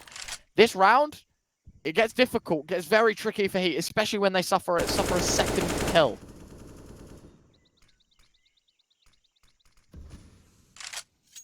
Monte stringing 2 rounds together now could be the difference maker. A bomb down is still very viable, especially with Waro dying. It's actually going to force Boros out of position a little bit, having to be careful of Red right now, leaving Krasnow on a little bit of a pedestal here, Ryan. 19 HP, he's going to be really careful. Playing on this close angle, they come out of cave, he's dead, man. Gotta be. Smoke goes in towards the site. Krasnow's playing a very tough position, and that smoke does actually bail him out of any interaction on the site hold. That is exceptional from Krasnow. Even going through even more. The Molotov being blocked. Boros is probably screaming at him right now. Like, dude, what the hell are you doing? Like, play tucked, play numbers. I could have mollied the bomb and it would have been more damage. Now the round looks a little more breathable for Heat as well. Maka brings the AWP back out, tries to bait the long shot. SDY burning in the molly and the flashbang's good enough. It is all down to 1. Demka against it will find a second to his name. The last man is lucky. He's in on Cubby, and a great spot from Demka. Just about for Monte. But I'm honest with you, Krasnow, yeah, fair play for a double kill. If I'm honest with you, Freddie, he was the man that nearly trolled that entire round. He should have just waited. Boros had a molly for the bomb. Life was good. He decided to go for it all, though.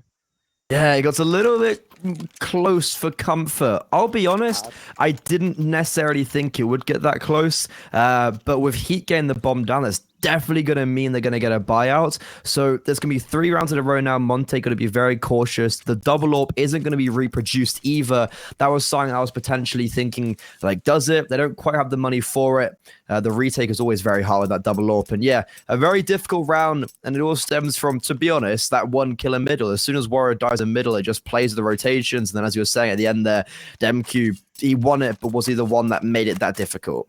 Was that a technical than tactical? I don't know what's quite happened there.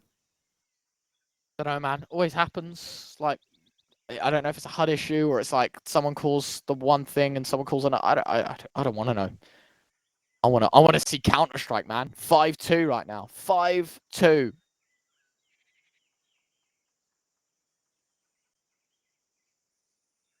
Can't not love Counter-Strike, right?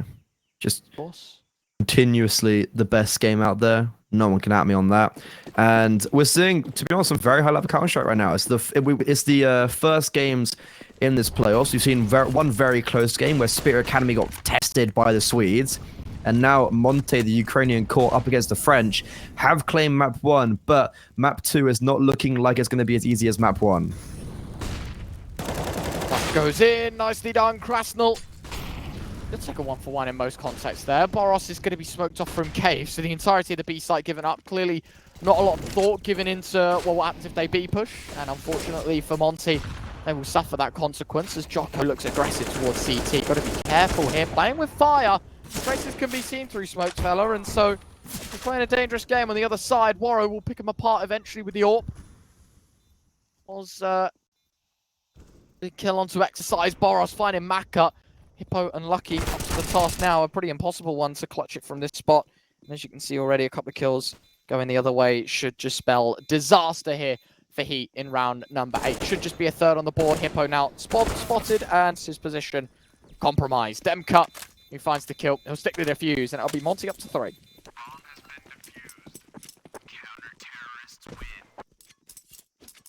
Again, that bomb plant and the lost bonus coming up, that's going to be another buyout for Heat. So that's 4 rounds in a row they've lost. Oh, so it's 3 rounds in a row they've lost. However, they've had a buy in every single one of those rounds, and they're probably going to have another buy here. It's going to be a bit difficult, but yeah, Maka can buy an AWP and drop over a Galil or a SMG, or just let the others buy the Galils and AKs themselves. You got a full buy basically here. So Monte still unable to rest, and then with Heat losing these rounds but the lost bonus coming up, that means it's just going to be inevitably buys after buys after buys, and it's never going to be a full eco. So Monte, it's never going to be an easy one now. Yeah, I mean, it is getting a bit tricky, as you say, with the lost bonus being so high, but fortunately for the CT side, right, I think they know that they're going to find comfort in their own economy as well, with some of these players, you know, hitting some decent numbers. That's not a great start from Krasnal. Walks out into Jocko's crosshair, the cave swing. Boros, I mean, I'm liking this play because the molly goes right. You're never expecting someone left unless if your name's Jocko. Expects it all, as it will be a 5 versus 3. Flashbang, Warrow now blind, has to tuck a few seconds longer. Could have been gunned down by a couple of the riflemen here, but Yorp will stay posted. He's ready for his next victim. And SDY with a double towards middle. Maka could go peeking into the crosshair of Warrow as well. 5 versus 3, remember that. And this could just end as a round in favor of Monte. It could, and I think it might. I love this constant aggression towards ramp as well. It's going to catch Jocko and Lucky off guard. Peeking through, Warrow finds the head, and DemQ finds the second. Caught with their pants down. Honestly, if I'm Heat, I'm also thinking, wait, have they just pushed there? In a 3 versus 2, they double up, and I really like that aggression. Now, without the bomb down, it is going to be a reinvestment from Heat, but it's going to be a lot lower this time. So finally, it's breathing room, but with a very small B at the start, you know? They still have to be careful of these Tech 9s, because they are, in some ways, the most dangerous.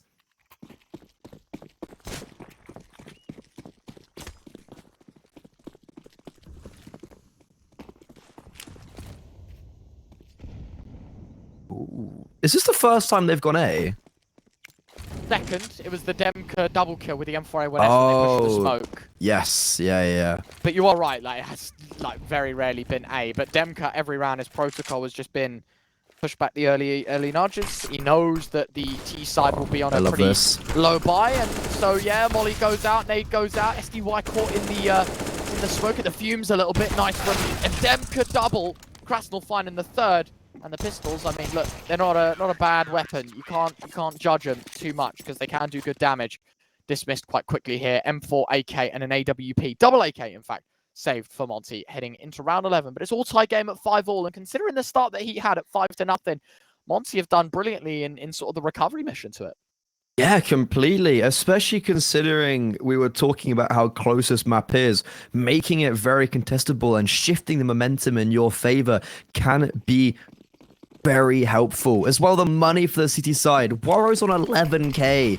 That's nothing to bat your eyes about. A boost as well. Oh, they're getting very aggressive. Lucky that there was no fast play, because they might have been caught off guard there, but Maka through the smoke is actually going to find the Ukrainian AWPer, and just like that, the T side is going to completely tear down the attack towards middle from the CTs. Demq, we were talking about his A anchoring abilities. Now he's going to have to step up in a 1 versus 3. He's found the first, but it's mean that Exercise has been able to take space over towards the A bomb site. And where does he go with this, Ryan? It's very difficult, I will say. However, a little part of me does believe it's winnable. I mean, if Exercise gives him a 1v1 here, it absolutely is. But no, it goes the right way. And the French side will pick up their 6th. So just about holding on to the lead that they arguably deserve. Monte CT side, still stacks of cash. You were talking about Warrow's money, and 12.7 of it. You can drop an M4 over to Krasnal, maybe get an M4 out or an AUG. There you go. SDY's shot one across. He's bought one for himself. Warrow, I guess, keeping enough money to go for the AWP in the next round as well. Makes sense. But it is 5-6. Heat are in front. But again, looking at their money, it's not an easy, Heat are going to now close out the half, because Monte has still got a decent buy, arguably better than the Heat one right now. And the money, a little safer for that CT side, considering enough money for an AWP again. Ooh. Maka. Bottom of the barrel. Sick. No way. Warrow getting a little bit aggressive, but a missed spray from Hippo. Lumbered allows Boros to come in and save his AWPer's life. Exercise, though, there's timing. Oh, this could be crucial. So many players in front of him. He lines 2, 3 up, and he can't quite get Demq. However, he's made this round quite winnable. Almost gets Boros, almost gets Demq, but can't get either. And Jocko unlucky. 2 versus 3. Taking space out of middle, lucky is. However, I'm scared for Jocko because he's going to try and potentially come and follow his teammate. However, a double push is the signature from Monte, isn't it? In a 3 versus 2, taking 2 and taking aggression. I have no idea what Heat are going to try to do with this. Are they going to try wrap around B?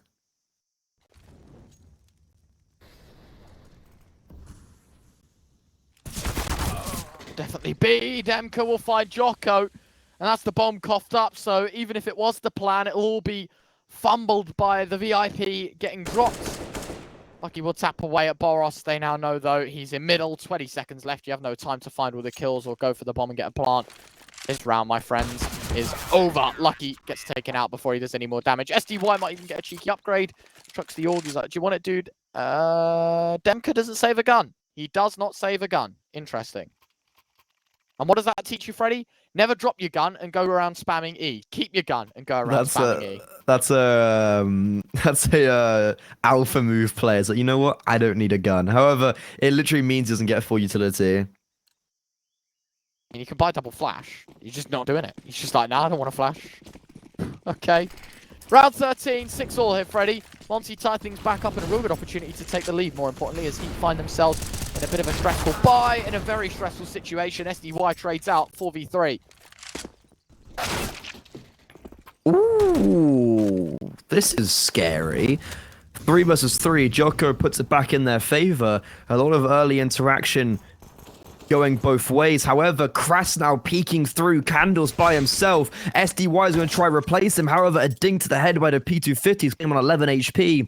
This is very difficult. Boros is going to be coming on a very long flank, but the emphasis is on long. He's very far away, and SDY's got to make sure he doesn't die. Tucked in towards Temple right now. Jocko is going to go and try fight him, and Jocko's going to find his head. Now, the aforementioned long flank is going to execute Lucky. I think he's an idea of where Jocko is because of that kill onto SDY. But he picks the wrong mark. No, never mind. A lumbered spray by the Frenchman will mean that Monte just about find a 7th.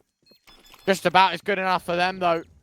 Heat having taken the half buy and now finding themselves on rifles. They won't be too fussed about that result. Definitely a winnable round, but a very promising one, of course, for the future of their economy.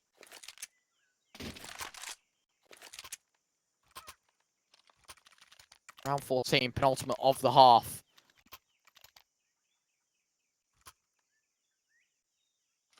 What happens here with a lot of stress put on this one for both teams. Financially, a lot of their eggs put in this single basket. It's been a very interesting game. A lot closer than what we saw on Anubis.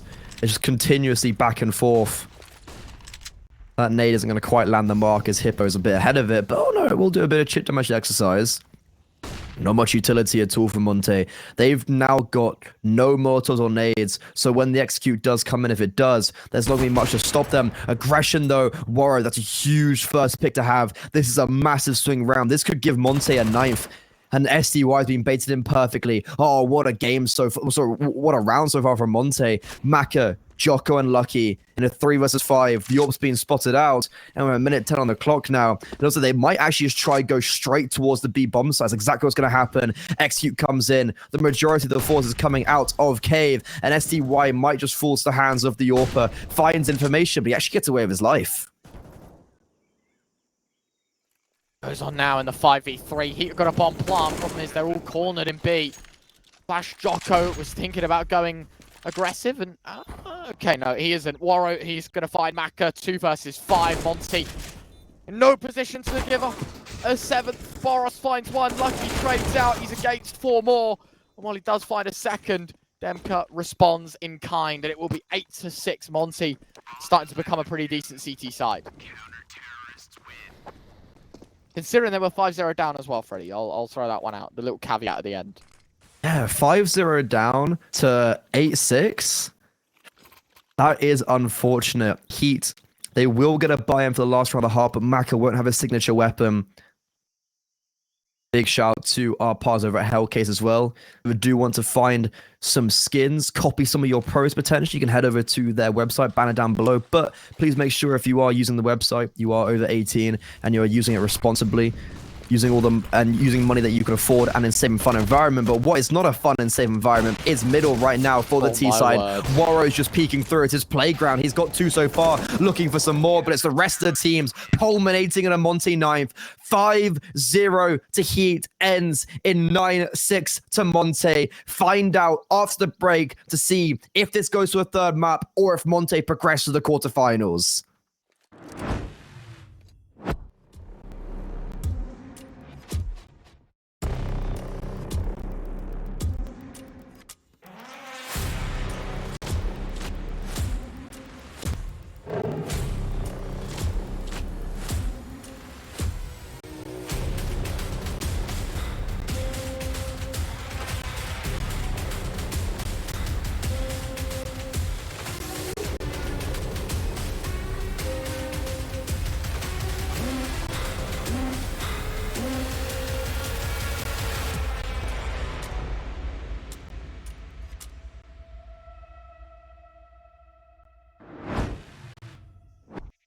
Welcome back, ladies and gents. Second half live. Heat are down by a few, and a Monte pistol round could be enough to put them on a one-way ticket to a 2-0. Odds over at 1xbet dictate, yes, they are your favourites massively as well, may I say, Freddie. Like, that's 2-0 kind of favourites. So if you want to go check them out, of course, cct.gg/1xbet, and our fiery promo code that you can see on the right-hand side of your screen popping up will be enough for you to enjoy. Of course, 18 plus, all of that lovely stuff. Pistol round though, Freddie, feels very important for Heat, and for Monte, I guess for them, it's a stepping stone to victory if they close it out. And well, why would we get into the game? Because, yeah, no technical pause. And Ryan, we both agree it's a pretty close game the map's pretty even, so I think for a team getting a 9-6 lead is really showing a lot, and especially in that last round how dominant it was as well towards middle with the utility and just the confidence spewing from Monte. I feel like it's gonna follow over into this second half. DemQ as well, having such a good series. Is XI just gonna spam the smoke with 3 USPs? Probably not. Wiggling in middle.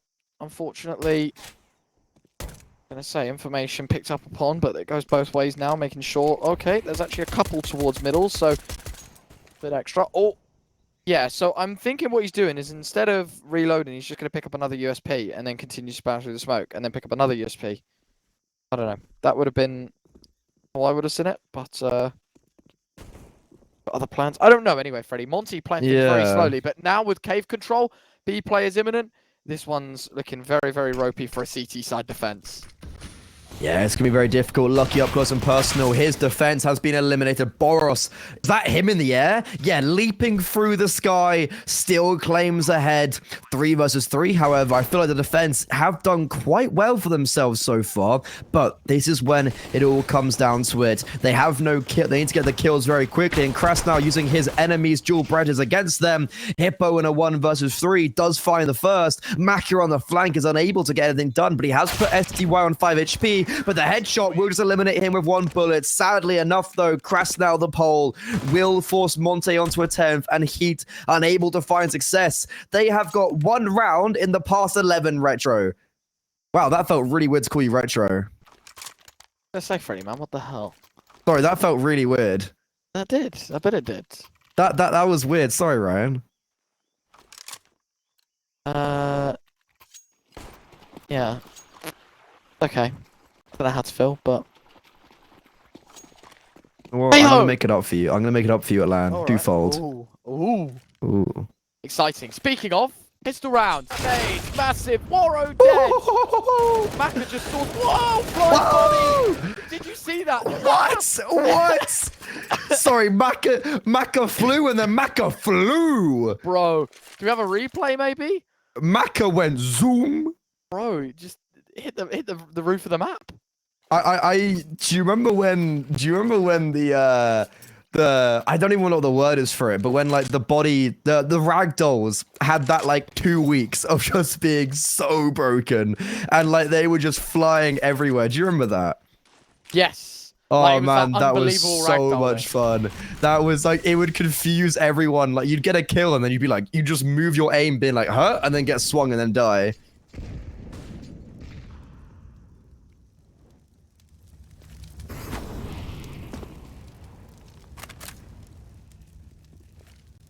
Round 18, Monte 11-6 here, Freddy.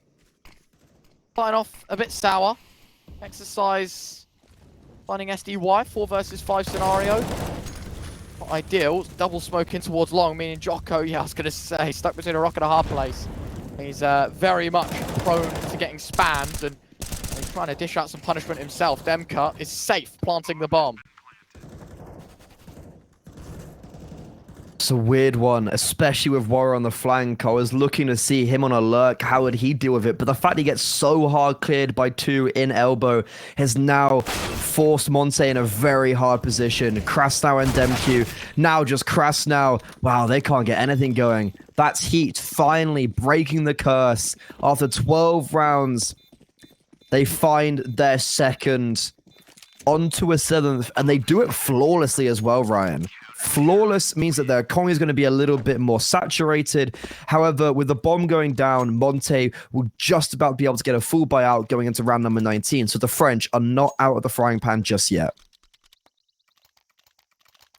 11-7.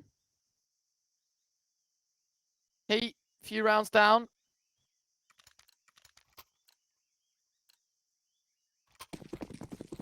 A recoverable scenario. SDY being on a deagle as well. Not a pretty start to this one. Number 19, a very important one though for Monte. Of course, their whole financial gain put onto the back of this round. That's a must hit from Waro.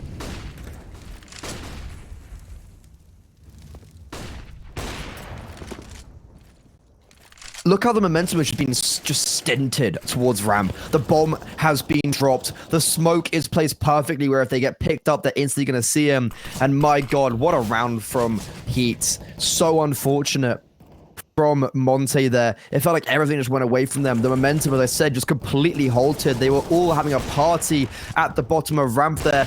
The party is just death. There's nothing happy about this one, Ryan. No, sir. 2v4 for Monte. Boros low HP. Waro adamant on the AWP. Wants to move on in, I guess, trying to isolate an angle, try and take a fight. Smoke in his face. Not ideal, and not to mention the bomb needs to be recovered. I think this is just an elaborate save plan now for Monte. And, yeah, don't blame it. Do not blame it at all. Boros moving his way down. Oh, very nice shot from Waro, but new mag needs to be put in the AWP, not to mention there's a player pushing behind as well as in front of him. He gets out of it all. Fair play. 20 seconds left. Can he play run? No. Unfortunately, Jocko does not play ball. And he wants the AWP gone. It's 11-8. And he even gets the AWP for good measure.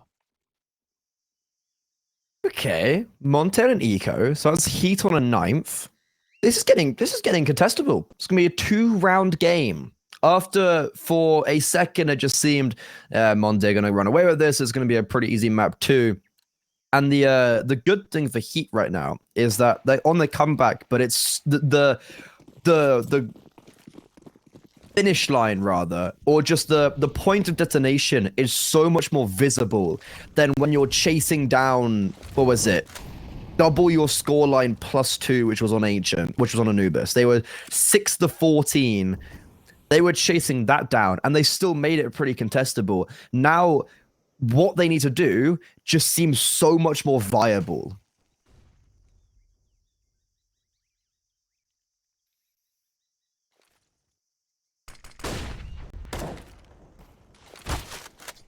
Hippo plays a game of catch, and there are 5 Monte players on the other side of the HE. Good damage exercises, double. And a hat-trick for him means a full house, and all 5 survive. Heat finding themselves in a good spot, as you say. It's only 2 to the good now. Very, very intrusive to this Monte T side. Not too fond of it, I'm not going to lie, Freddie, because Monte should have been in a position, especially after winning the pistol, you kind of just walk away with the game. Instead, it's kind of all thrown back up in contention. We'll see. Of course, they're on a rebuy, but you haven't got an AWP, which is an advantage Maka has. And not to mention as well, there's a Galil in the mixer for Demka as well. A player that was, I think, 15-8, if I'm not mistaken. So he's had pretty much 4 rounds of nothing. And Maka with the AWP, oh, getting aggressive, and that's going to be his deficit. A pick towards middle for SDY as well is just going to mean that Monte with a 2-man advantage. They've also forced out so much utility. Like, look at that Molotov being dropped so early on. However, Jocko just taking matters into his own hand. That's a first kill, but he needs to be really careful with his life. Maybe he's in T-Spawn. This is a strange affair, Ryan, right now.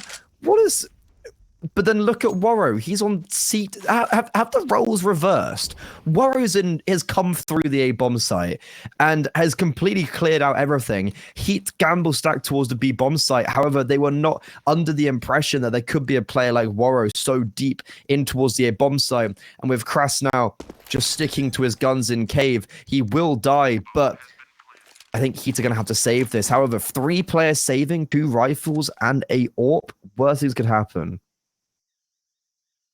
Yeah, and do you know what? I'm liking the respect that Heat are giving, because they understand, sure, right now we're in a position we're losing this game. And if it keeps going the way it is, we are going to lose this game. But you've got to realize sometimes, really, some scenarios are chalked up to be a loss from the get-go, right? Like, so done that there's no point going for it. And when your AWP's the highest health player at 46, you know the round's done. No matter what you do in a 3v3, no matter how huge someone is going to go, you just know one AK spray is going to wipe you all out. Yeah. The money that they have, it's good, but it's even better knowing that you only have to invest 2 rifles. Everyone's going to have another 2 buys here for Heat. Like, if they lose the next 2 rounds, then Monte are just playing the better Counter-Strike. But Heat have given themselves a seriously good platform to work on in terms of just stacks of cash.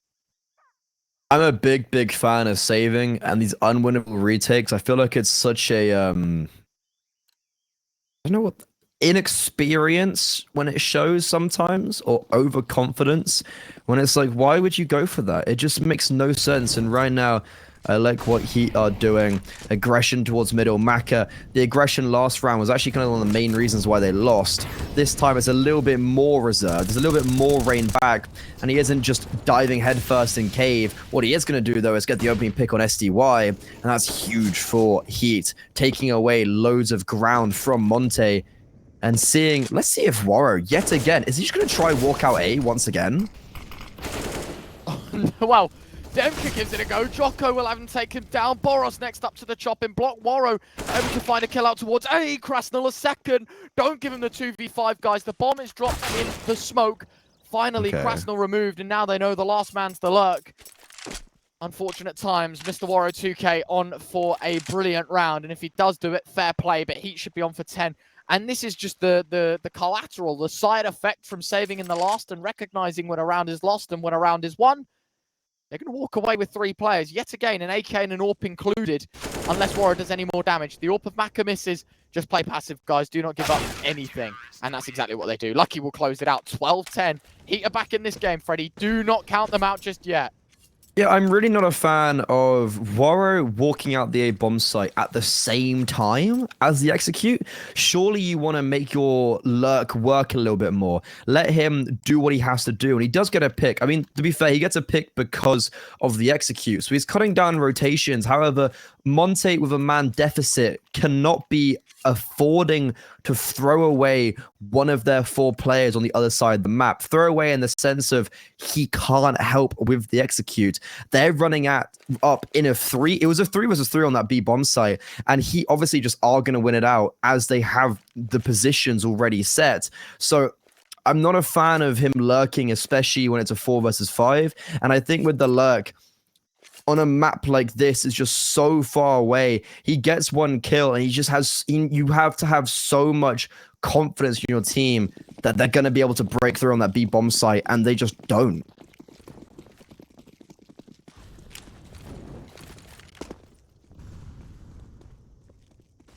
See what they got for us. New round, new beginnings. That's a great start. For a man that's wielding only a deagle, that is a fantastic beginning. Lots of damage taken behind it, though. Monte, sure, 5 versus 4, but it's... they're living in a glass house right now because Shaw is down to 3. Down to 2. Low HP for a couple. I was going to say an issue. What's going on? Is it going to be flawless? No, but it might as well be. It's done on an eco, Freddy. Are you kidding me? A save, an AWP, and so many rifles. Heat, the one luxury they do have is the ability to rebuy into it, but you cannot be losing those type of rounds, Ryan. You're trailing by 2, now 3. You cannot be giving yourselves up to pretty much flawlessly as well. They only lost 1 player at the end. You cannot be giving yourself up that easily. The money for Monte is equally looking pretty good, and Heat, they're going to buy back into this one, but this could be their final stand. This could be the final frontier for the French in this tournament. Crazy to say that as well. They looked very in control, and now things slipping away from them. Piece by piece. 1 gun by the difference. 1 investment. Monte making a bit of early noise towards A, and actually, I'm liking this. They throw a couple of smokes, they bait out a rotate, they're going to make them second guess themselves. Just head straight back in towards B, or towards A, excuse me. It's all a ploy, it's all a fake. Playing with the rotations. This is how I love CCS being played. Monte, they're just going to force it out mid. There were 4 players here, now only 3. And Hippo caught just in transition.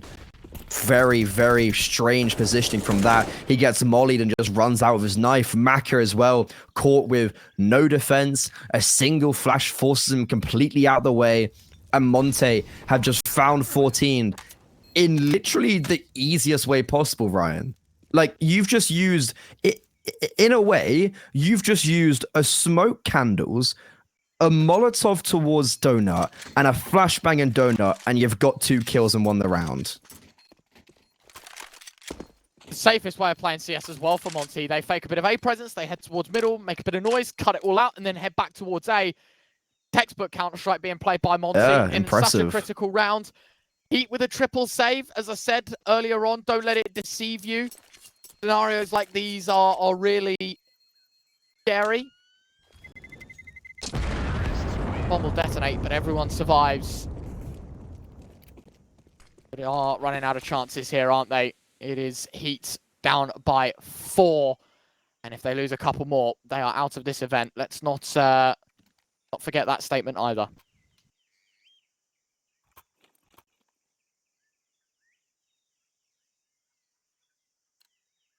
I love playoffs because they're just like that. You can't mess up. You're playing against such a higher level caliber team. Like, everyone here deserves to be here. And then when you mess up, that's it. You're out of the tournament. There's no two ways about it. There's no lower bracket. It's just bam, straight. You remember the good old days, the Malta vibes, top 64 teams of just pure carnage. Yeah, bring that back. The old just ruthlessness of you swim or you drown. And right now, Heet, they have to swim in round number 25. Exercise doing his best MQ impression. Oh, he's doing perfectly. Switches to the FAMAS, but sadly enough, Krasnov will finally eliminate him. However, the advantage still firmly in favor of Heet. The bomb goes down, but they do have a man advantage.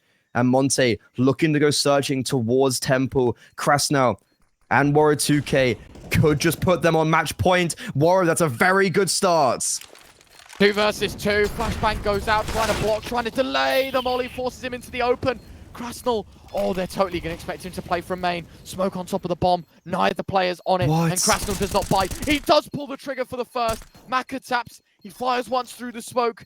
Low ammunition in his M4, and he will give it up. But is there a kid? Is there enough time? It's going to be close. Yeah, there is. He does just about have it. Not as close as I thought, but 11th on the board for Heet. Just about. Hold on, 14-11. Brian, surviving with one player. Look at what it's going to do to their economy. They have the benefit of saving that AWP. Oh, they're double AWPing. Okay, you know what? I kind of back this. When everything's going tough, when your back's against the wall, bring out the big boomstick. Exercise. He had a great round on that A bomb site last round. If he gets tested again, can he do it with the AWP? That's my main question.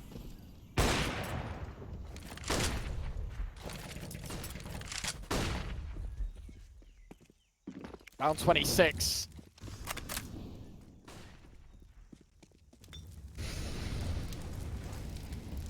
All that should do on the orb, but a missed shot. Oh, slightly open and a second frag goes SDY's way. A smoke to try and hold them back. It will do nothing right now. 5 versus 3. Heat down to a few, and they might look at this. They're reversing. They're done. Well, nothing to do with the round. They're exiting B. Oh, that's it. They're giving it up.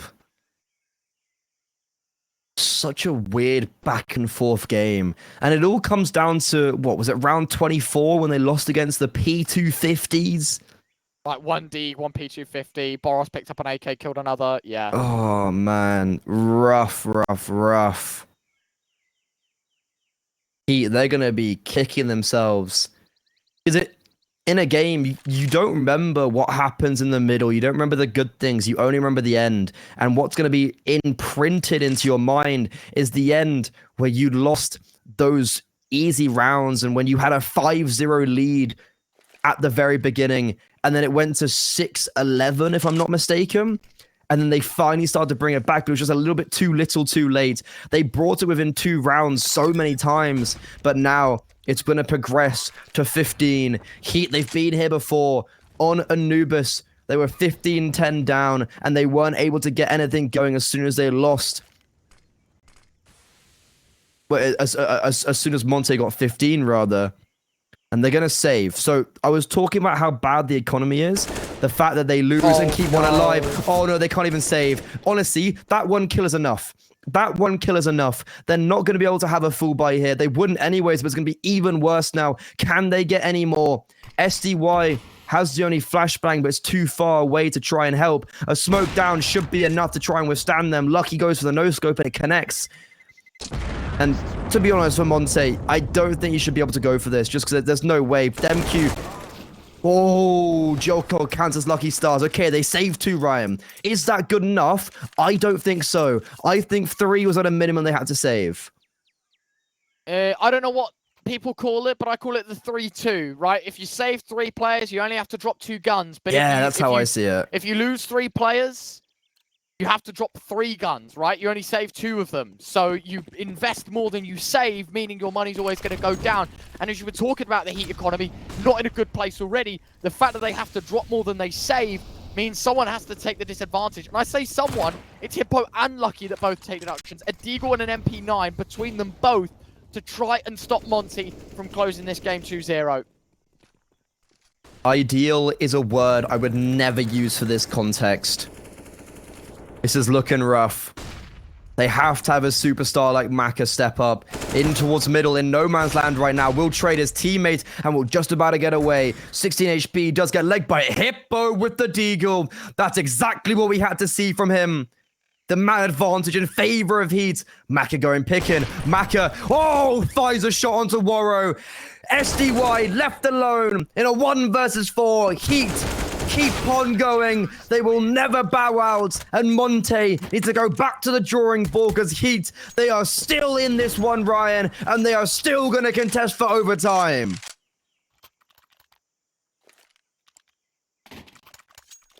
Three more rounds to do it in. They've got to win them all. Monte only need the one.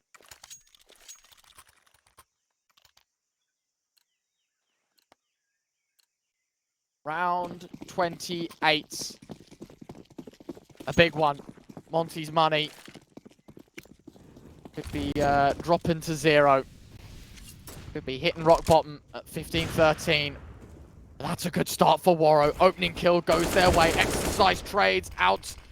At least beyond the grave. Hippo finding 1. Boros responds 4 versus 3. It's all to go for here, Freddy. Not a lot of resources left. 2 smokes, 1 molly, 2 flashbangs, an AWP, an AK, and an M4 to stop Monte from winning the series. I was going to say, Ryan, Mac is in position, but they're rotating away from him. Monte grouping up as a collective. Going towards the A-bomb site. No one is here to save Heet. Joko has got the wrong read. And that could be it, Ryan. That's it. The bomb site's open. A retake with barely any utility. And a man deficit is going to have to come in. Unless Joko can somehow make his way onto the side and be the hero. Runs into the Molotov, runs into the open, and he falls. A 4 versus 2 for Monte. That is it. That is Heet eliminated. And that is Monte progressing to the quarterfinals. Doing the same as Spirit Academy has just done. Maka, all to do. Not a lot of space, not a lot of time, and not a lot of hope. Finds the first, looking for a second. Whoa! Nice shot from Maka. It's on. For the molly and no kit, surely still not enough resources to win this round. Outspots SDY running left to right, taps the bomb again, wants the peak, but Boros has got him covered. 16-12, Monte get it done in 2, and listen, Heet give him a run for their money in both, but it's not enough to win it out. 16-12, and the series, it is over. 16-7 Anubis, 16-12 here on Ancient, and Monte through to the quarterfinals.